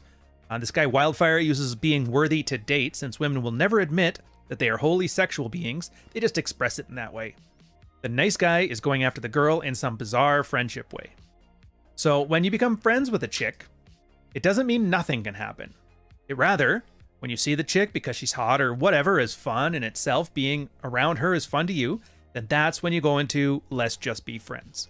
The nice guy has fun just being around the hot chick. Don Juan has fun things that he's doing with the hot chick, and that's the difference. This section's good because, I mean, every guy has had this problem. I had my problem with this when I was younger too. You start like walking up to a girl and you act friendly. You talk to her since you've never really had maybe the strongest friendships with guys, or you haven't really had like strong networks. You think to approach girls the same way you'd approach guys. Like, I want to make a friend, so I just say friendly things. But then once you're in that box, she like wires her brain. I don't know, however girls do it with their magic. And they see you as a friend. They see you as a brother. He kind of mentions this anywhere with this like fictional example, which if it doesn't resonate with you, then you just haven't talked to enough girls, or you married your high school sweetheart, in which case, good for you. Why the hell are you here? Are you not happy? Just saying. The point is, and I think the whole trick of learning how to be more attractive, especially for introverts, is you learn how to start acting as opposed to saying. You don't just say, hey, nice shoes, you want to smash, or hey, I think you're attractive, I would totally love to do you sometime, let's have some conversation to kill the time. It doesn't really work. It comes off as socially artistic, and you're not going to like it. In this case, what you're doing is you're still having those same casual conversations, but because of the way your body language goes, because of the way your internal confidence goes, they called it inner game back in the day. You're seeking to express that you're romantically interested in a girl, but at the same time, you're talking about very mundane things. It's a concept called plausible deniability, and if you have not become familiar with it, you really do need to start. Thing, not the pickup artist. Most people are static. A year from now, they'll probably look the same, act the same, and be the same. But if you're in a state of flux, easily done through a self-improvement or self-discovery, every slot they try to stick you in will fail. Anti-Dump, again, very popular guy from around the time in the So Suave stuff, back when Rollo was just like a pleasant little forum poster. Anti-Dump advised shy guys to use their quietness as an advantage, not give themselves away. Terminator 9/11 and these 2000 phrases are awesome. Use the phrase, the less she knows, the more she wants to know. Now these two were responding to how many guys turn their dates into Oprah and tell their pathetic life stories. So you don't withhold information, you make her work to get it out of you. You are not to dictate your autobiography to her, but you're constantly changing. So after she's dug up a layer, the mountain's pushed up 3 layers higher. She and you are never bored, and the both of you are closer to the stars. Flowery language, but I get what he's going at here. I have been blessed in my life where I've had nonstop adventure. I blame the ADHD where I constantly got very annoyed. I've probably moved a dozen times to half the provinces in Canada in as many years. Everything I've noticed is that it's very easy for me to give icebreakers because I'll be able to tell some random stories, stuff that's happened over to me. It may not be the most cool thing that you've ever seen. It may not be the best story, but there's so many different ones. They all kind of just make an interesting thing. Like I remember when I was in Montreal, a friend of mine, she had took me to this group of friends of hers, like instructors, university professors, that kind of stuff. And we're telling some stories, and I was telling a lot of the stories that you'll see in my book, Fuck Files, which is in the description, by the way. Go check it out on Amazon. And the guy's like, you know what? I think I believe about half of what you're saying. I'm pretty sure you're making this stuff up, which was hilarious because I would actually hold back because people just found a lot of the goofy stuff we did was just so ridiculous that it's just not worthwhile. Luckily, she was there. She's like, no, I've been around these boys for years and this is all they talk about. So, but that's the thing. I don't lead with all of these stories because I have too many because I've done things, and it's not hard for you to do things. Just do things. The internet is around, cheap travel's around, and I get it. COVID's kind of making it hard. If you're watching this a couple years after the fact, I can tell you a story someday about how you're not allowed to travel unless you get injected 3 times and wear a mask, but whatever. Go. Be interesting, be fun, do more things, make more stories, but don't give it away. It took you years to earn this stuff. And so when a girl's just trying to get to know you, make her work for it. Girls love puzzles. They love mysteries. There's a reason why the Netflix documentary about the serial killer is 12 episodes long when you can just say, hey, just so you know, he did it and they caught him, but it took a while and he killed 3 more chicks. That's no fun. You got to stretch that stuff out over 12 hours of maybe he did, maybe he didn't. Has to do with patience. These guys failed because they came on entirely too strong, too fast. After a couple dates, they wanted to marry the person. Though they were smooth, they couldn't hold back their desire for a girlfriend. Their woman sensed this and recoiled from them instantly. Women, on initial dates, simply just want to have fun, have a good time. Men can throw too much attention, too soon, too fast, and scare the woman off. But women find this as desperation. It's the ultimate turnoff with them. So have fun with the woman. Don't take your outings too seriously. A woman must feel comfortable and secure with you before intimacy can begin. The key to her feeling comfortable and secure is by having fun with you. I want to take this in a bit of a different direction, but I found over the years, Red Pill's kind of picked up on this stuff, is guys have completely ridiculous takes when it comes to what's owed to somebody else in a relationship. And I know men aren't entitled to anything. It's not what I'm talking about. So I'm like, what they think the rules are. So for example, a guy will come into the old Married Red Pill subreddit, and he would talk about he's dating this girl for 3 months, and then she did some weird stuff. Should I use the Muse Mastery or act like the Oak or do like this? And guys are like, dude, you've been dating a girl 90 days. Like, I have food in my fridge longer than that. Ditch her. If she's not invested to you in the first 90 days, it's like she's telling you all you need to know. She's just there for some quick fun and then to move on. She's not yours. It's just your turn. And guys get ridiculous about this. I've been dating this girl for a while now. Look, here's the way responsibility works in a relationship. And I think this is one of the few things you can thank feminism for. They have essentially eroded all the responsibilities for women while adding all the benefits. In a marriage, why wouldn't you, you can cheat if you want to, but why? What's the consequence of you doing it? You get caught? Doesn't matter. There's no infidelity walls. They're not on the books. The church won't get mad. In fact, I've seen churches take the girl's side on it. So go figure on that one. It's not the case that your friends will get mad. A lot of the times they look at you and well, what did you do to make her want to cheat? You see examples of that everywhere. So if you think a marriage of, let's say, 15 years, 2 kids in a house has nothing in the way of responsibility like that, what makes you think a girlfriend of a few months is going to be held to any standard of honor as much as you're seeing it? It's like, dude, if you haven't been dating her for at least a year, you should expect nothing but the most thoughtish behavior. And I'm saying this from personal experience, not just me, but a lot of the other mods. We used to have talks about this stuff all the time. That how did you end up finding your eventual girlfriend or wife? And it was all the same story. We dated for a year. Wasn't exclusively dating, and I just kept looking for a reason to ditch her, and she just wouldn't give me one over an entire year. And then we just ended up together. Literally, it just happened. Here's the funny thing. I'm sure you've heard the term, women are the gatekeepers of sex and men are the gatekeepers of relationships. Well, you know how often you hear that little story, women just kind of went out, had some fun, and then the sex just happened, and that's why they cheated, and it's not their fault. Well, in the same way for them, it literally just happened. As a guy, for a relationship, it should almost just happen for you too. And then once you get that moment, and every guy with a good woman's probably had it, you'll start to realize that it just happened. I get it. The women would prefer talking to anybody than be alone. So she'll be receptive to you talking to her. But how you display your interest? With a sonnet? With a pickup line? It's no. Keep talking to her, but channel your interest through your eyes.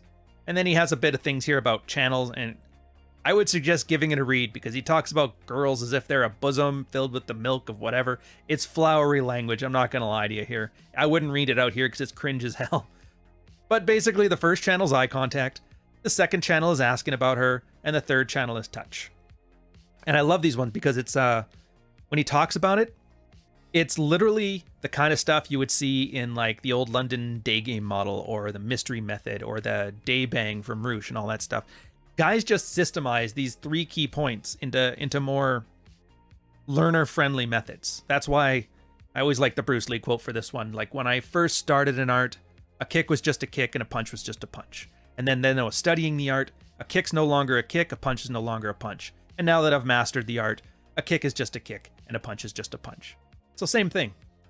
All these routines are for guys that don't know how to do this stuff naturally or never picked up the skills. And so they kind of systemize it like training wheels. But then once you learn it, you're able to just throw it away. And again, you're back to, just walk up and talk to her, bro. And I love how you can kind of see Pook from the beginning of his book here to the end, kind of displaying this learned self-awareness. And he gives you a hint about it in the very first episode. You should go check it out. Ended, though, on his next quote. He goes, "Ooh la la. And this is our mission and destiny. Some people have so confused the easy life with the hard life as to think the path of security, of walking on eggshells throughout life, will make their life easier. But it is when you throw yourself into the fire that you learn everything." But go throw yourself in the fire. Just don't do it to light yourself on fire to keep others warm. Charles Bukowski, Jordan Peterson, Neil Strauss. I like these guys. Add some salt to cover up the bitterness of middle-aged soccer moms and put in the oven for 45 minutes. Optionally, you can take from all this stuff what you want and leave the rest. Starts off with, change is hard. Being a nice guy is the easiest thing to do, but in the end, nice guy is a trap. Trap of being in the womb of security like nice guys keep running into. Teen is easy. Change or something new, this is hard. Take your lifelong habits and alter them, it takes some pain. It will be the pain of shrugging off your old life. The life of your parents that they gave you, the life of your school that it gave you, the life your friends shared with you, the one that everybody expects you to live. Everybody except you. You only have one life and a certain amount of time. You may have been raised to believe that life is not meant to be enjoyed or something to bear, be it painfully suffered through. It's the belief that if you're having too much fun, then you're not doing enough stuff. You define your life, not your grandparents, not your church, not your friends. Give up those rules to somebody else. You are to blame if you don't like where you're at. I find this to be probably the most important lesson, especially for younger men. It's the hardest one to articulate, and it really, I swear to God, you just need to have a guy zeroed out before he even understands this. Like, it takes a guy will put up with just about anything for the people that have formed his values for him, and they just have to screw him over. That's why for most guys, they never, take the red pill and make their life better and become happy and content and do what they have to do, rational self-egoism, until somebody in their life screws them over. Not just a little screw over, like something that's world-altering, start a shotgun level of change. And it's annoying because very few people get there without that initial pain, which it is kind of funny to look in retrospect when the guys here are talking about talking to girls is like immense pain, when they're like, you don't know pain, man. I've got some stories for you. A lot of guys have their own little Batman stories, and yeah. But he ends off with a really nice line here. It's that most people fake happiness. It's so true. Everybody telling you. You see parents that hate their kids. They rant about how much they drive them nuts all the time. But then, oh, you got to have kids. It's the greatest thing on earth. It's like, I don't get the impression you believe that.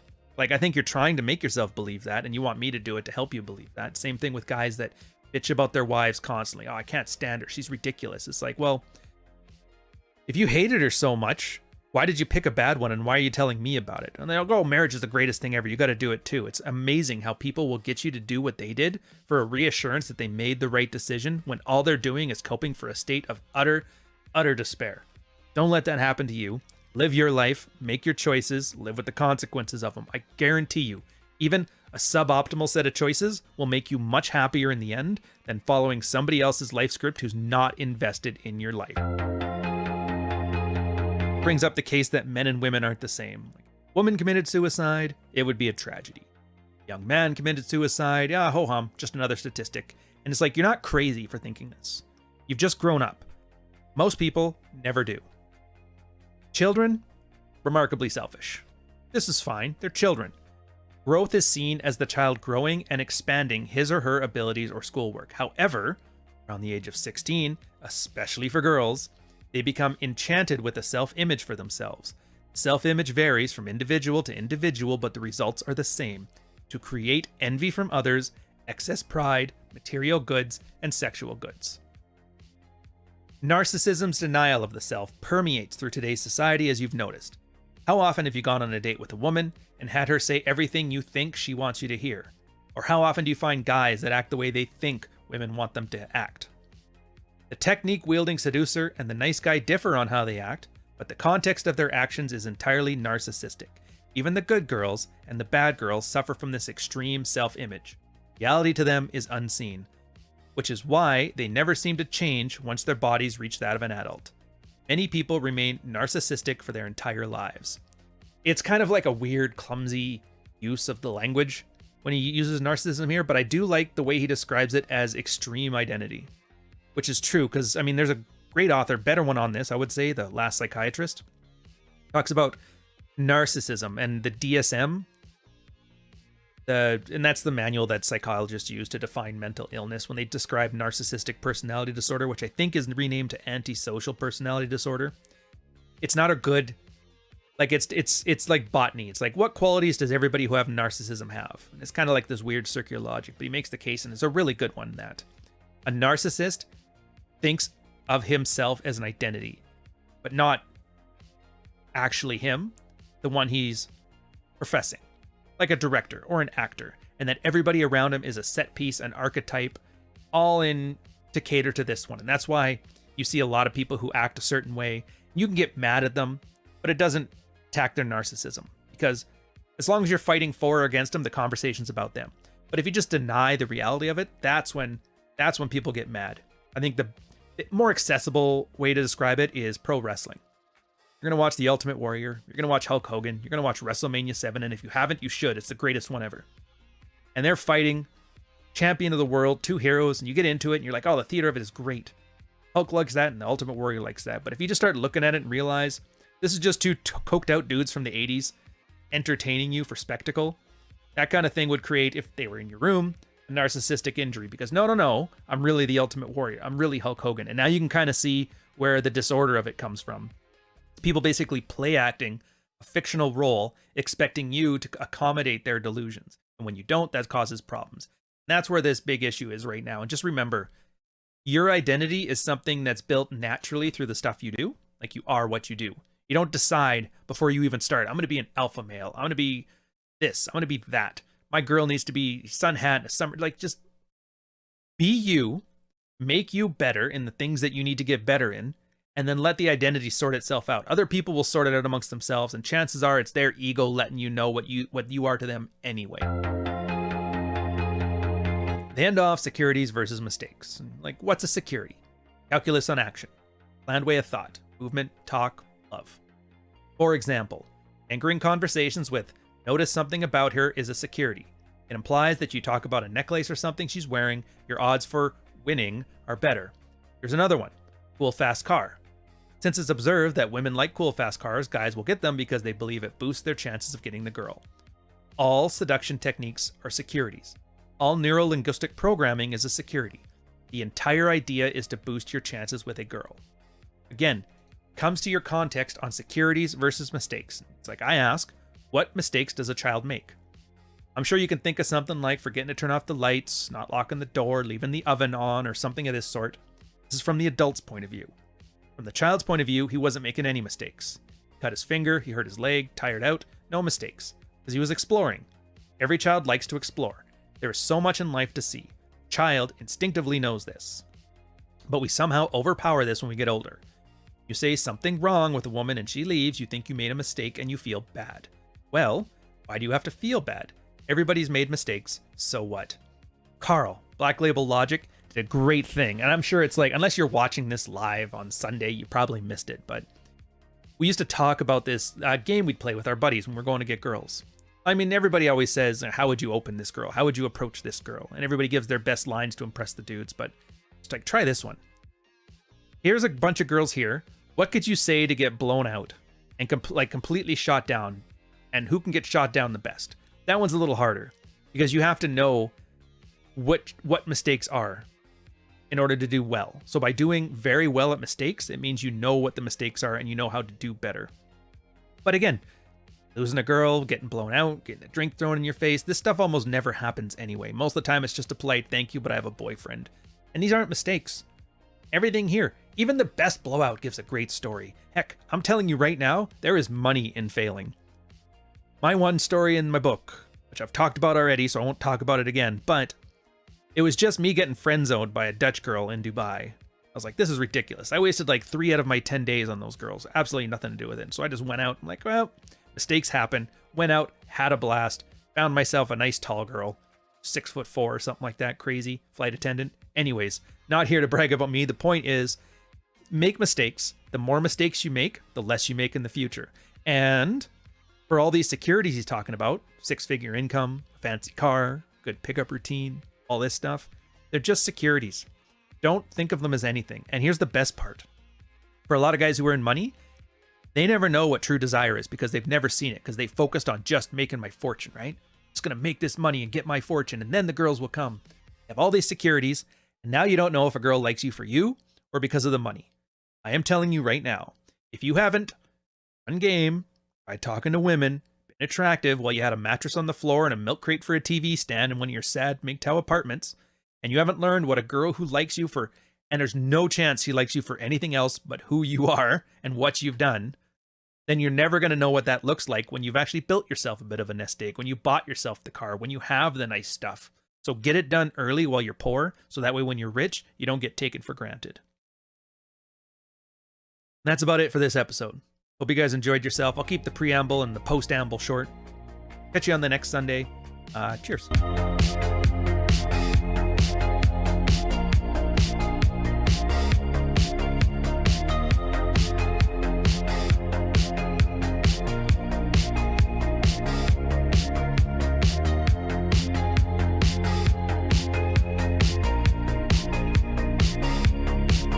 Winter's upon us, and if I'm doing my job well, we might have cooking videos after this one.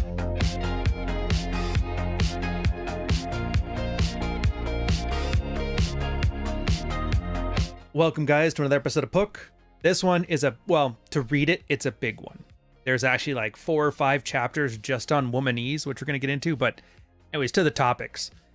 SS, or speed seduction, is for frustrated chumps, talking to girls, the differences between relationships, or dating and friendship. And then the big one, womanese, more womanese, even more womanese, and the secret to womanese. Then, why women mention other men even if they're interested in you. And more on the are you gay? So here lies a mystery, starting with the quote here. Speed seduction pats its own shoulder by saying, with this knowledge, you will influence and alter women's behavior. Yet it is admitted that women will have sex very freely as long as you're in that frame of mind, or as long as that frame of mind, slut flair, is in place.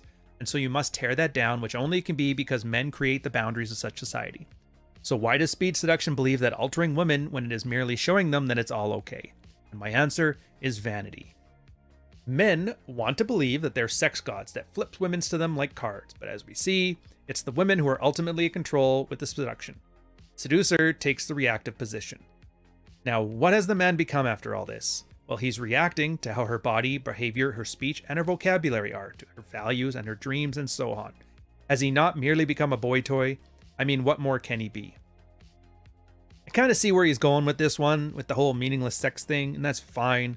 But I think the bigger lesson, which is one he would call pretty immature, but that's fine, is the whole role of any of the seduction stuff, any how to get girls, how do you get to girls, as Aaron Clary puts it, any of that stuff online. Here's the thing. You can't manipulate girls into bed.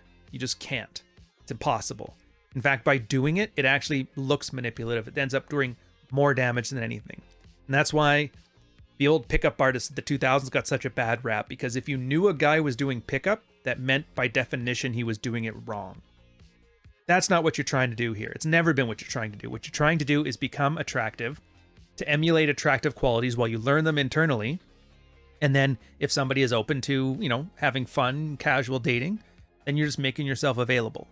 It's the same thing as marketing and sales. If you want to sell a Star Wars action figure, you're never going to sell a Star Wars action figure to somebody who hates Star Wars. You're only going to sell to somebody who wants an action figure, but they don't know it exists, and they won't know until you show them. They may not even know they want it until you talk about it, but that's all you're doing.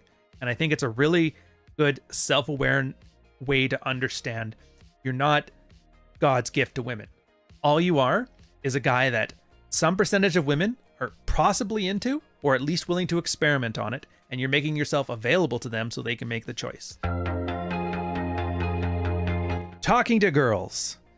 Man, he covers a lot of the ground like multiple times on these ones, but quoting here, it's like, everybody likes to feel unique and special in their own way. Show interest in her and her life. Believe me, she'll make your ears bleed. Yeah, the women like to talk, boys, eh? Take my wife, please. I'm here all week, tip your waitress. This will come off naturally since you're already invested in her, therefore interested in what she does. And while you're finding out everything about her, you have remained a mystery since you're not trying to sell yourself. The chick will love something, asking about her, thus validating in her eyes that she's special, and her interest in you will grow because she wants to know more about you. Remember when I said before, last episode, about making her work for it? This is kind of what he's getting at here. Not bad for letting your ears bleed, huh? And also, the more information you get, the better or more precise you can take the next step with a higher probability of success. I love this one. This is great. Here's the thing. So many of the things kind of tie together if you just look for it. We already talked about how everybody's got kind of a tinge of narcissism. They have an identity that they want to maintain. Just by talking to them, they will tell you everything they like in their story, their hopes, their dreams, their aspirations, the things they're into, the things they're not, the things that they lie to themselves about, the things they're lying to you about. Very upfront and honest. You cannot stop a girl from talking when you've said, I'm interested in you talking about shit. Guys are the same way. That's why I said this carries over so much in the real life. You'd be amazed. Ask a guy about his story and he will flow from the wellspring of knowledge and tell you everything about his Batman origin story. And that's the thing. The more you're talking about her, the less you're talking about you, which means you're more of a mystery. You're something she's got to figure out. She's eventually got to pry information from you. This is what he means by like making her work for it. It's not by being dodgy and dismissive. It's just constantly making the topic about her. And I'm not going to lie, if you have trouble making the conversation with a girl, having the topic of conversation being about her, then I don't think this is going to help you. We need to go back to remedial human being, because it should be easy. The difference between dating and friendship. Well, men have become more religious than ever before. The religion, romance. The deity, their self-picked goddess, a young woman. I will do anything for women, they say. Well, they don't say, but they hint. They act like they did. They will easily buy houses and take them 30 years to pay off just for the girls. He won't admit how stupid his woman actually is, so that stupidity turns into divinity. He believes his woman is capable of great emotions and abilities because he projects his own emotions and his sense of self onto his woman. Woman is shrouded in more mysticism and pomp and circumstance than any king or pope. This is, in a nutshell, where we are at in 2021 North America. It is ridiculous. You would not believe how many guys I've seen talk about women, and the first thought that came to my head is the woman of Willendorf, an ancient statue from 20,000 BC, Paleolithic times, the original fertility goddess, basically a fat broad with curly hair. And it is funny how people are escalating it. I mean, this plays out in everything. Yeah, it's like Me Too. Always believe women, always trust women. What is that if not treating women as divine and infallible? Think about it. You will never not see these examples. The happy wife, happy life. Even the guys that hate women, they hate women in the same way that like people are angry with Lucifer. It's not because he's evil, but it's because he was supposed to be like the second in command or something like that. And he just kind of ruined everybody's fun. And that hatred, again, that's more of like a dispassionate cynicism based on the falling of their god than it is of any actual dislike, which is absolutely hilarious, because what's the response that people have? You're not sufficiently reverent to women, therefore you need to go. And that's why they banned the incel subreddit. Womanese, more womanese, even more womanese, and the secret to womanese. I am not going over all this. There's like, according to the thing here, it's probably like half the book. And all it is examples of women saying one thing and meaning another. Read it yourself. I'll just give you a small example from it so you can see what they're going with here. The one is a girl saying, I'm not looking for a relationship right now. Translated, I don't want a relationship with you. Don't even bother going out with me because I'm saying I want a relationship with you and me, and it's already not going to happen. Hookman says, I was nearby when a woman was giving that veiled rejection to a coworker, so I jumped in. You're not looking for a relationship, then all you're looking for is sex, huh? Her mouth dropped, but he went on. I don't believe you, woman. That's the only thing that's been on your minds. Just sex, sex, and more sex. I'm looking for a loving relationship, but no. You women only have to want passionate, raw animal sex. Now with me, I find the need to taste the other pleasures in life, so can you get your mind off of sex, right? Her eyes were glowing at me, and funny, she started wanting a relationship. Ha. I don't know if that's true. Doesn't really matter, but that's the point. When women say what they're feeling, and this is Ryan's rule, when women say what they're feeling, just add with or right now at the end of it. When women say they aren't going to do something, a relationship, a certain sexual act, whatever, just add with you at the end. And then all of this stuff they talk about makes perfect sense. Good example for this, going out to dinner. Everybody who's had a girlfriend for any length of time is like, you never take me out to dinner anymore. And you're thinking in your head, I took you out to dinner 2 days ago. Just remember, she's talking about things that she won't do or she hasn't done with you right now. Charles Bukowski, Jordan Peterson, Neil Strauss. I like these guys. Add some salt to cover up the bitterness of middle-aged soccer moms and put in the oven for 45 minutes. Optionally, you can take from all this stuff what you want and leave the rest. So women mention other men even if they're interested in you. There's multiple reasons, but I'll start with his. When a woman tells you how she feels about the guy, she is either in love with you, or she's in love, or you are low interest, or both. This is the crucial difference. When a woman informs you that the actions her boyfriend is taking, she is using social proof, trying to show you that she's in demand. When a woman informs you of her feelings, especially if those feelings are positive towards the guy, then there is nothing going on between you. Something to think about here. Girls know if they say they have a boyfriend, most guys will back off. Girls sometimes have a boyfriend. In fact, it's an old red pill post where women always have a boyfriend because they can't stand being alone. But they're more than happy to move on. This is where all that MGTOW, women are just monkey branching stuff comes from. It's, yeah, if you're talking to a 20-year-old girl who just wants to have fun and has only had a boyfriend for 3 weeks at a time, yeah, the bitches ain't loyal. But they don't have loyalty. They don't have to be. They're at the top of the F pile. So just remember, it's one of two things.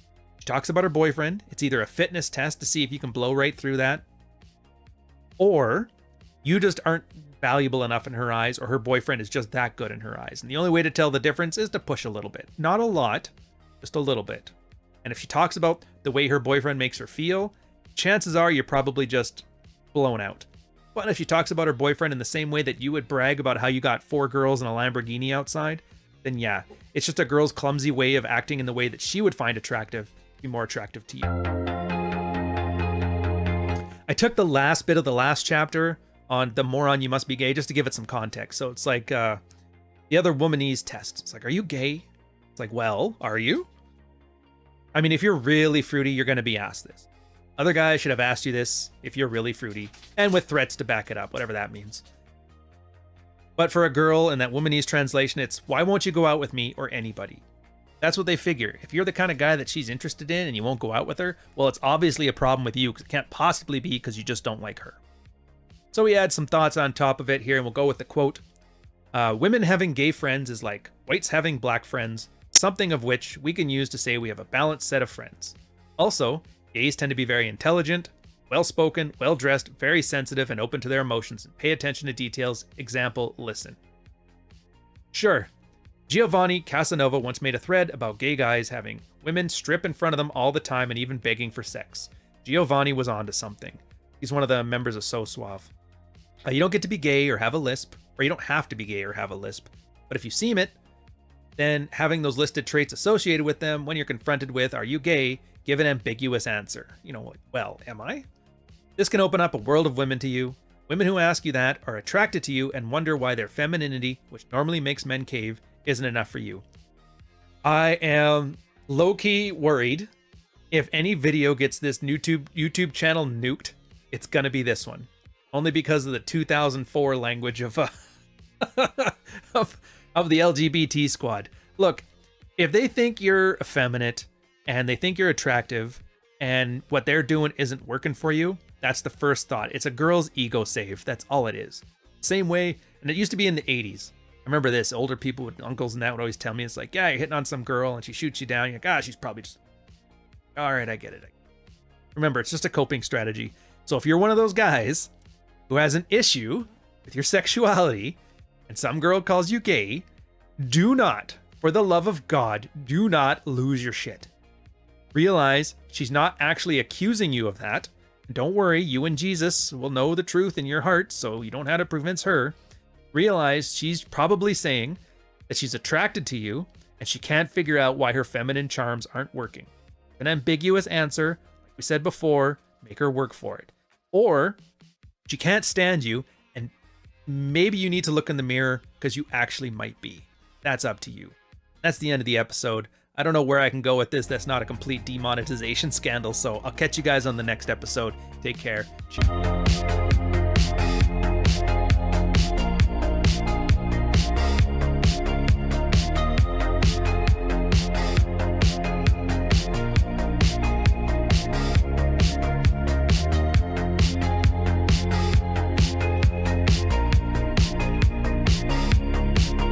I am not going to read 500 aphorisms.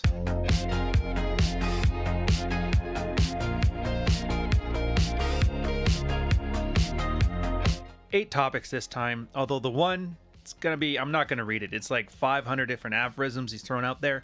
We'll make a list. Read the book yourself. But you should be doing that anyway. Topics are keys to the Don Juan, towards manhood, women initiating dates, on marriage, how to get a Pook to shut up, finance, traits of successful people I've met, aphorisms, endure, and being Don Juan. So let's get started. The keys to the Don Juan, it's got 3 small sections where he talks about the 3 things that he thinks are most important when it comes to dating and relationships. It's key 1, her sexuality and yours shall be embraced. Key 2, fun shall be the focus. And key 3, you're the prize to be won. So it's kind of been a theme throughout all of these ones. He realizes that, and this kind of can be boiled down into you can't negotiate desire. I'm sure you've heard of that through Rollo Tomasi's work, just about everybody's work. It seems fairly obvious that if she's not into you, there is no rational argument you can make that'll go against that. It's just not going to happen. And part of that is embraced in key 1. The idea is she's a girl, you're a guy, you're dating. Obviously you want to be intimate, so just be honest with that. Don't hide it. Don't pretend like we need to be friends first. Don't worry that, well, if I make myself available and she shoots me down, well, then I've lost everything I've built up. It's like that's a human being in front of you. It's not a quest to have won. Like, sorry, Mario, your princess is in another castle. I'm sure you get that gimmick there. And then for fun being the focus, again, we live in the land of abundance. Like right now, I don't know if this, when you guys are watching this one, but if you're watching it live, we have a huge supply chain issue in North America. Goods and services aren't getting out to anybody right now. Shelves are being troubled on the stocking, and everybody's doing just fine. So like even during things now, like 100 years ago, something as simple as a logistic issue of supply chains getting crops to the table, people would starve to death. So we're not there. There is no commodity need for a man. Like bacon, bringing home the bacon. It's like, well, bacon's $3 at the grocery store and she's got a job working Ankshire. She'll be fine. And so being fun is like a huge part of this. In the land of abundance, the only thing that people are short of is, I guess, fun, enjoyment. Everybody gets kind of despondent. Everybody gets bored. Everybody gets kind of, well, nothing really matters because everything's fine. Again, I think it was like Conan the Barbarian. If you guys remember that movie, great movie, by the way. They always say that success tests a man more than the strongest enemy, and that's when Schwarzenegger dropped his head into a bowl of porridge, and it's kind of true. So again, just being fun, being the kind of guy who can have fun and enjoy situations, extremely rare, and not only will it make your life better, but anybody who wants to be part of your life, anybody around you's life will be better, and they'll make an effort to be better to you. And then, of course, part 3, you're the prize to be won, and so I normally hate, I call them don't eat paint warnings, where you put something obvious like that, and then everybody will come up to you saying that these guys are stupid, they're going to screw it up, and this is how they're going to screw it up. It's from the military time in me, where you always had to teach the lowest common denominator. But lately, I've had a slight change of heart on the you are the prize and fake it till you make it, because it's amazing how much delusion guys come out of this. So here, you are the prize to be won. There's a correlation with that. There's something you have to think about that comes afterwards, and that is you're actively working to be the prize. You're taking pride in your accomplishments. You know what you bring to the table. You know what you offer. You know how good a catch you are. And the point of this is to internalize the work you've already done, not to just pretend that you're awesome and everybody will have to believe you. That's a narcissistic injury, or as they call in these circles, gamma male bullshit. Brings up the case here in the realm of Greek mythology. Sisyphus was considered to roll a stone up a hill. Yet poor Sisyphus, the rock would always roll back down. the more he pursued for his goal, the more he encountered defeat. And just as in today, the nice guys see the paradise and the women they're attractive to, a dream in the flesh, they pursue their goal, and they roll their rock up with phone calls, intimacy, and affection. But for the poor nice guy, the harder they push, the harder it falls on them. The more they pursue, the more she flees. The more they declare their love, the more she vanishes forever, leaving nice guys with cold, hard pain. She's just not interested, bro. Again, if you have to fight this hard, there's something not there. And I like how he put it this way, as in, like, you're doing the Sisyphean task, but in general, it's just a way of saying you can't negotiate desire. If your first impression didn't get you there, it's not going to be there. And that's fine. Move on. It brings up the case where somebody else was like, oh yeah, but I've already got a wife. I don't need to worry about this. And he goes, for Sisyphus, strikes at the worst in marriage. And he goes, I'll say it again. Strikes at his worst in marriage. He makes sissies of us all. The married nice guy, sissy, faces the hardest consequences by failing to be a man, not become a father, but you become a substitute mother. And no wonder divorces are widespread and constant. No wonder lesbianism is on the increase. Well, fair enough. If males act feminine, then what are women supposed to do? I mean, I got no research that says this, but I'm like, whatever, it's good enough. Yeah, it's everybody, there's a common saying that to be red pill and married is like being red pill on hard mode. And I agree to a certain extent because, I mean, the work's the same, but the difference is if you're just dating a girl 3 days a week, you've got to be on 3 days a week. Couple hours. That's it. 12 hours. You can be on for 12 hours. I can do the ballet for 12 hours a week if I had to, if it paid well enough. But when you're married, they see you when you wake up. They see you when you go to sleep. They see you when you're eating. Heaven forbid if you're one of those weirdo couples, she sees you when you're on the john taking a deuce. Don't be that couple, by the way. Keep some privacy to yourself. But that's the point, is that it's the ultimate fake it till you make it. Like a lot of guys, yeah, you can act totally Don Juan, alpha, whatever you want to say when you're dating a girl at your first meeting. Take her on a glorious vacation. It's wonderful. Let's see you pull that off 24/7, 365. It's not easy, but that's the thing. And I'm going to use another reference here where it's like Atlas asked the world not for a lighter load, but for stronger shoulders. It turns out this stuff isn't hard. It's just you need to be consistent. So once you get there, once you get to the point where you're naturally attractive, where you got your stuff unlocked, you act like a man, as he puts it, you have your good boundaries, you have all this stuff in place. It was a little bit of work when you were a kid and didn't know what you were doing, but now that you're a man, you got it figured out, and it comes naturally. Like, you've seen us talk about this all the time on our podcast and that, where Rolo was like, guys are like, are you gaming your wife for 25 years? He goes, I don't have to game her. I am the game. And again, it's a cheeky sounding thing, but that's kind of what he's saying. He's like, the stuff that I do right now is naturally attractive enough that I don't have to try. I just go live my life, and it just so happens it's the most attractive person I can be. And that's where you want to go with this. Or just keep hauling boulders, except for in November. You don't want to do it in November. He ends it off on a nice little saying, though. So why does the nice guy stay mediocre? Because he is told that somebody will love him for who he is. How destructive is this statement? What an obstacle it is for success. For it makes them seem like all values are relative, and thus making him blind to his mediocrity. Look, a storm's approaching, and off goes the nice guy, sailing away, scared and frightened. Smooth seas never made successful sailors. The nice guy is the great fisherman who fishes in the docks. I mean, you can figure that one out.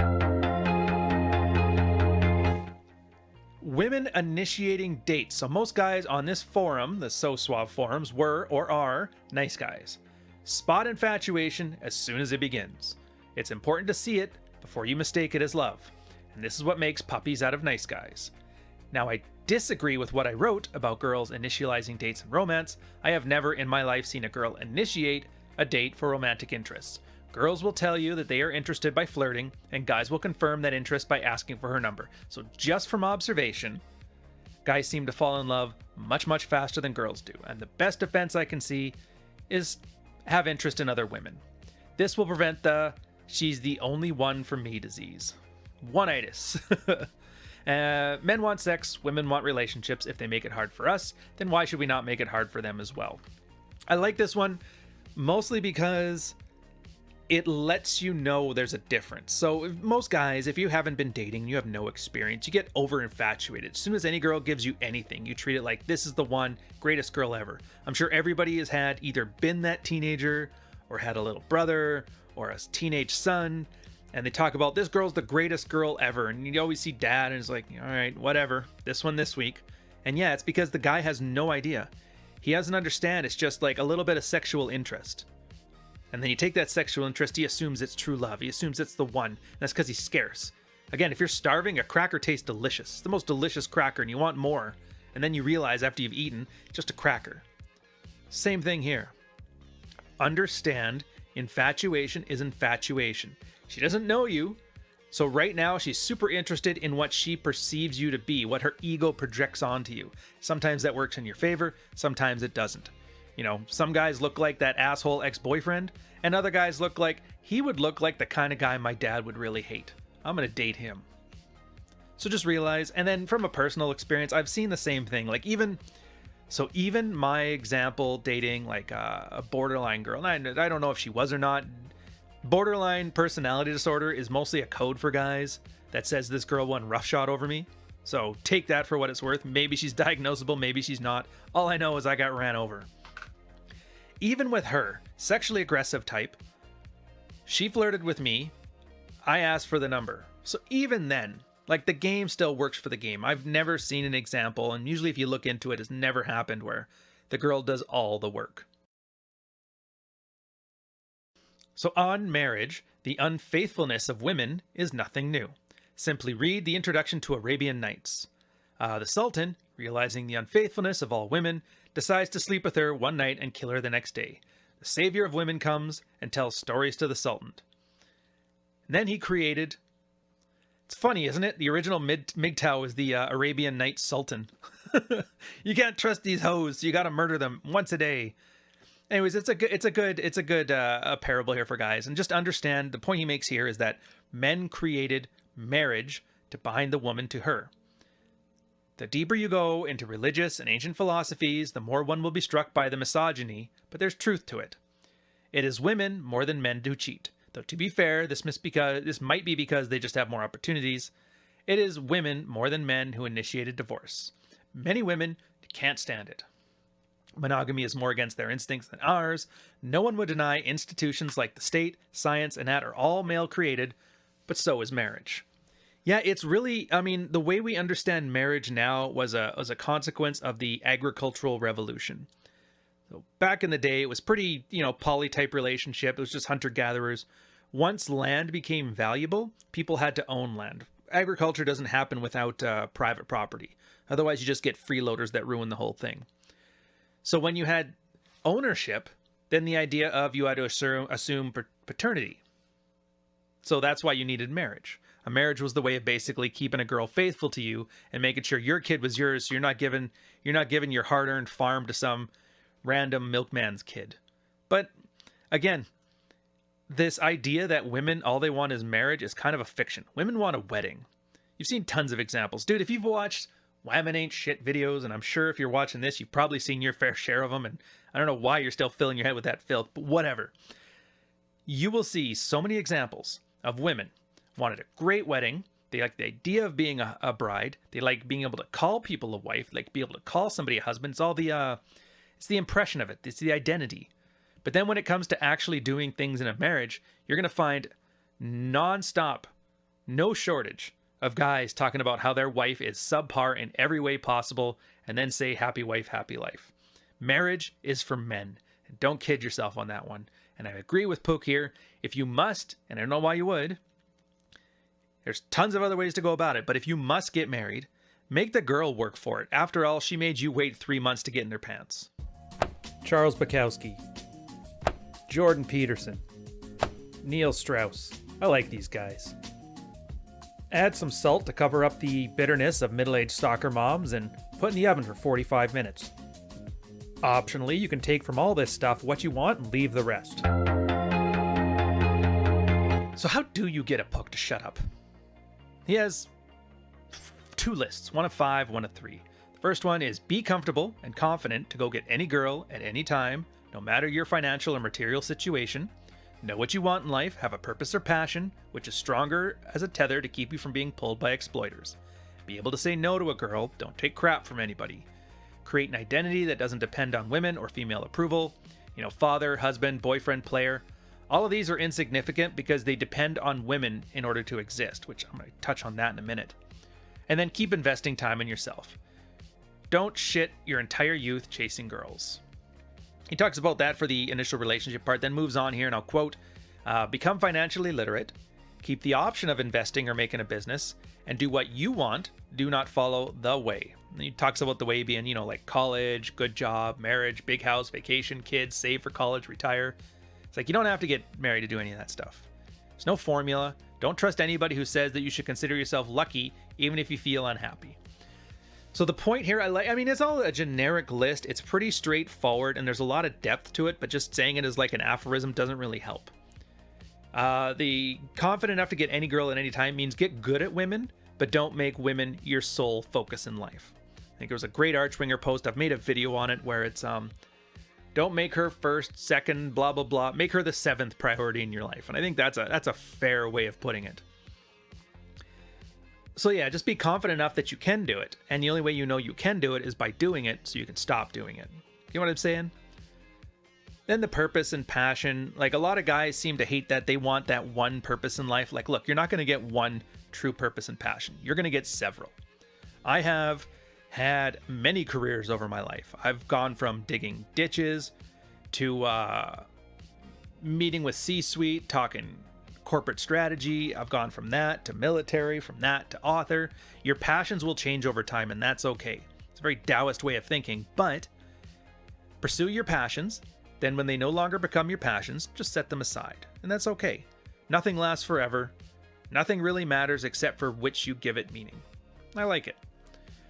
The be able to say no, don't take crap from anybody. I just want, again, it's one of those don't eat paint ones that I don't want to do, but like don't take crap from anybody doesn't mean you emote like a child and start having a temper tantrum when somebody disrespects you. It just means don't say yes to something unless it's in your best interest. There's very tactful ways of saying no. There's very polite ways of telling people to piss off, and just realize having a temper tantrum is not what we mean here. You got to have a little bit of tact in life, and trust me, even while you're telling this person to saw it off, other people are watching. Now, those people see how you treat them, and they realize, well, if I work with this guy or I relate with this guy, I'm going to be treated that same way later. Remember that rule? Judge a girl by how she treats the waiter? Think like that. The identity one, I love the identity one because it's probably the most important lately. I don't know, everybody seems to love being a patriarch or a player or a G and all this crap. And it's not even so much that it all depends on women to exist. Like, you can't be a player unless you're surrounded by women. So you're kind of making women the goal. So I get that. It's more so the guys that are building the identity as opposed to the identity manifesting from their actions. Again, you are what you do. What I hate about watching these is guys will tell themselves they're the alpha manipulator of the universe and the man's man and the Sigma mindset and all that crap. But they haven't done anything. Done nothing. And they're completely delusional. And this is what you call a narcissistic fantasy, which is a prime trait of what they call narcissistic personality disorder, which is masculinity dialed up to 12. You'd think that mean they'd be like an ogre, a strong man, perfectly aggressive. It's like, not so much. They got the mindset of a man, but the body of a 14-year-old gamer and chain smoker. So yeah, don't let your identity drive your actions. Have your actions drive you, and the identity will come from that. And for the most part, you don't even need to worry about it. And we'll get to that at the very last chapter. You'll see what we're talking about here. The last three, I like those because they're all about building freedom. Like becoming financially illiterate, know how to do your taxes, file financial statements, read financial statements, know how to invest, that kind of stuff. I mean, that should go without saying. Money frees up everything. Keeping open the option of investing or making a business. Again, he's not saying you have to start a business, but just have the point where if your work becomes truly untenable, you can just say, I'm out of here. A war chest, a 2-year war chest, absolutely perfect for that. And then the last one is just following the way. Don't let other people direct where your life goes, because they don't have your best interest at heart. They have their own. And even if it's just like they want solidarity, they want somebody to do what they did so it makes them feel better about their choices. If you mess up, still your fault. So if it's going to be your fault anyway, you might as well do what you were going to do. Finance traits of successful people I've met. Now, I have not met nearly enough billionaires to confirm this. Met a couple millionaires, known a couple millionaires. So, I mean, it lends credibility to it, but take it with a grain of salt. They seem to be aware of trends, and I don't mean fashion trends, I mean demographic trends and technological trends. He makes the case that Japan's population is going down, America's is going up, so buying real estate in Japan would be stupid, but buying real estate in America would have been good, and I think times kind of proved him right on that one. Money seems to be attracted to communicators. I've never met a successful person who didn't have excellent communication skills, and I don't necessarily mean sales skills. I don't know if this is a chicken or egg thing, though, because I find when guys are successful in something, they can learn how to communicate better. Like Zuckerberg was very clearly an autistic type introvert, but he seems to be able to string a sentence together, even though he looks like a robot. A lot of these nerds will learn to be communicatively successful, and I would just say, learn the social savviness. It's a very important skill to have. Whether you learn it before or after you make it big, that's on you. All these people failed. Oddly, most of them held bitter memories of being made fun of in school or their youth. I get the sense they're trying to prove something to the world. I can relate to this.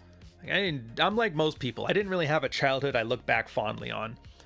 And I see a lot of people who did. Very few, but some who did. And it's weird because they kind of get, I don't want to say lazy, but they don't have that certain drive. And I find the drive is like, it's like almost a fight or flight thing. I find that one of the best traits to have as a guy is not to be natural. Don't be naturally attractive with women. Be a little shorter. Be the fat kid in high school. Like something like that. Because then you never forget how bad things can be. Not only does it help you articulate the reasons that you can succeed afterwards, because you've had to learn them while you were, an adult, so you know what you're doing, but you learn to appreciate things. Like, I'm super blessed. Being here on YouTube, making a profit, doing this thing, paying the mortgage, that kind of stuff, it's absolutely insane. And I see a lot of kids who this is all they've ever done, and they just piss it away.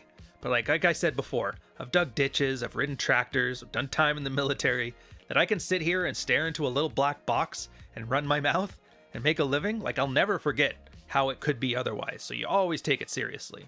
So I would suggest the same for you guys. And then lastly, like, money wasn't their focus. It was just doing what they love and maximizing it to this potential. Then money came. Maybe. Okay, for the aphorisms, I am not going to read all these. This is an entire book unto itself. There's like a audio book. It's like 42 minutes. So I don't know. Either I'm just going to skip by it right now, or I'm going to put a giant speed list on this side and have it run down. And you guys can pause the video and read them at your own leisure.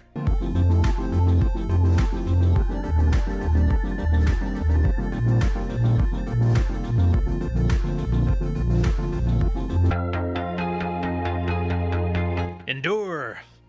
The more successful you become in life, the more people will despise you.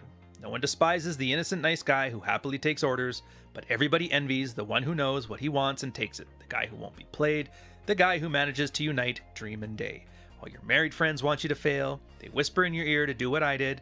All your friends want you to fail. They will confer to you that you ought to shrug off these ideas of yours. Live like us, they'll tell you.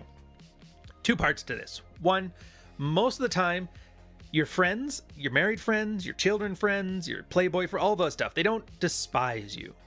The problem is everybody is insecure. Like, nobody has a certain confidence about the way they're running their life. Almost nobody. And you'll know the guys who do, because they tend not to do this stuff. So what they need is a confidence. Did I make the right choices? And one of the best ways that people instinctively know to ensure you know you've made the right choices is that everybody else does what you do. That's why your married friends tell you to get married and then bitch about their wife. That's why the friends with kids who haven't slept in 3 weeks and don't even like their kids tell you, oh, you got to have kids. Because they want assurances that they did the right thing. It helps them stave off misery. And some guys are just generally happy and they're like, I think you'll like it. But you'll notice the difference you'll find is they aren't as pushy. They're just kind of like, this worked for me, you might like it. As opposed to, you gotta do this. Yeah, everybody envies the one who knows what he wants, takes it, the guy who won't be played. I mean, I don't even know if I want to bring this up. So I have everybody's got their stalkers. I just so happen to have a goofy wannabe pickup artist who's got an alcohol problem and a hooker fetish. All up on my ass. And I got another set of like millionaire, playboy, cam girl, definitely not money launderers that do the same thing to me, which I don't know. It doesn't really bother me. It's kind of like endearing in a way, but it's very strange because I don't really care about I don't care about Lamborghinis and shit like that. I just do my thing, I live my life, and I'm perfectly happy with where I'm going. And it just seems that it makes it very easy to be the target of stuff like this. I'm not going to say it's because I'm awesome. I'm not going to say because I'm alpha. I don't care about that stuff. It's just everybody else I've talked to that has a path that they take, that they're self-assured on. I don't know what to make of it. Make of it what you will. Let me know in the comments. I would love to get some kind of like shrink to analyze this dynamic. And we end off. So this is the last of Pook. I said I'd come back to this. It's about being Don Juan. I would say before we start, when he says Don Juan here, that's what was like the pickup ideal. If you talk to the red pill guys or guys who think they're red pill, they always talk about being an alpha male or a sigma male or the pinnacle of manliness and all this nonsense. Put whatever term that people are using for good and top tier or ubermensch that you think of, and it always fits. So, quote here, tell me, Pook, how long did it take you to be a successful Don Juan despite all the setbacks and bumps? And he's like, it's you guys that see me as some heroic DJ crusading through women. In my eyes, I am not a success, and that's why I'm successful. I'm in literally awe of the situation and the system nature set up for us. I learn new things every day. In fact, there's going to be no time in your life where you thump your chest and you go, I am Don Juan. You won't be successful with every woman, and anybody honest with you will admit this. It's like, think of it like a card game. They get reshuffled, dealt out again. You just get better at it, more sure, and you know what to expect. The next card can be a 2, a 5, a 10, or a queen. Take it as it comes, deal with it as best you can. You learn in the process and can do better to that 10 when she shows up again. This isn't a pinnacle of success. The moment one becomes Don Juan, the game never stops. The only difference is that you become game master and the other players react to you instead of reacting to their actions. I think the poker analogy is a perfect analogy. Because you know what, poker, there's a game of randomness to it. There's way too many variables in life to take into account everything. Whether you're going to be a millionaire, whether you're going to be broke, whether you're going to pick a hot chick, whether you're going to pick a not chick, whatever. The whole point of learning game is so that as you're dealt cards, you're better able to deal with the hands you've got. You might get a 7-2 offsuit, really gonna suck, probably not gonna win that one ever, but you know that going in, so your expectations are properly aligned. Or maybe you get, 2 aces, and you know going in there you're gonna have a killer hand, and that's great too. Then you know how to capitalize on it. You know you won't accidentally ruin your hand. And that's the whole point of this stuff. Again, so I'm ending the series on this. Take this for what it's worth. All the stuff in here, it's not a roadmap, it's not 100% truth, it's not philosophy, it's not ideology, it's not anything. It's just a guy saying, I tried some stuff, it worked for me. He made it into a narrative structure so you can start to think about things less artistically and more, literarily, figuratively. Understand these things. These are concepts. They help you get better at playing cards. You're not going to win every hand, and anybody who's honest with themselves will tell you that. But as you get better with it, even in the shitty hands, you're going to have a good game. So I hope you guys enjoyed yourself. Stick down to the rest of the Sidebar series. Feel free to watch it all. And again, if you have not read the book, I would suggest reading the book. Treat this as a supplement, not a replacement. Catch you guys on the next one. Cheers.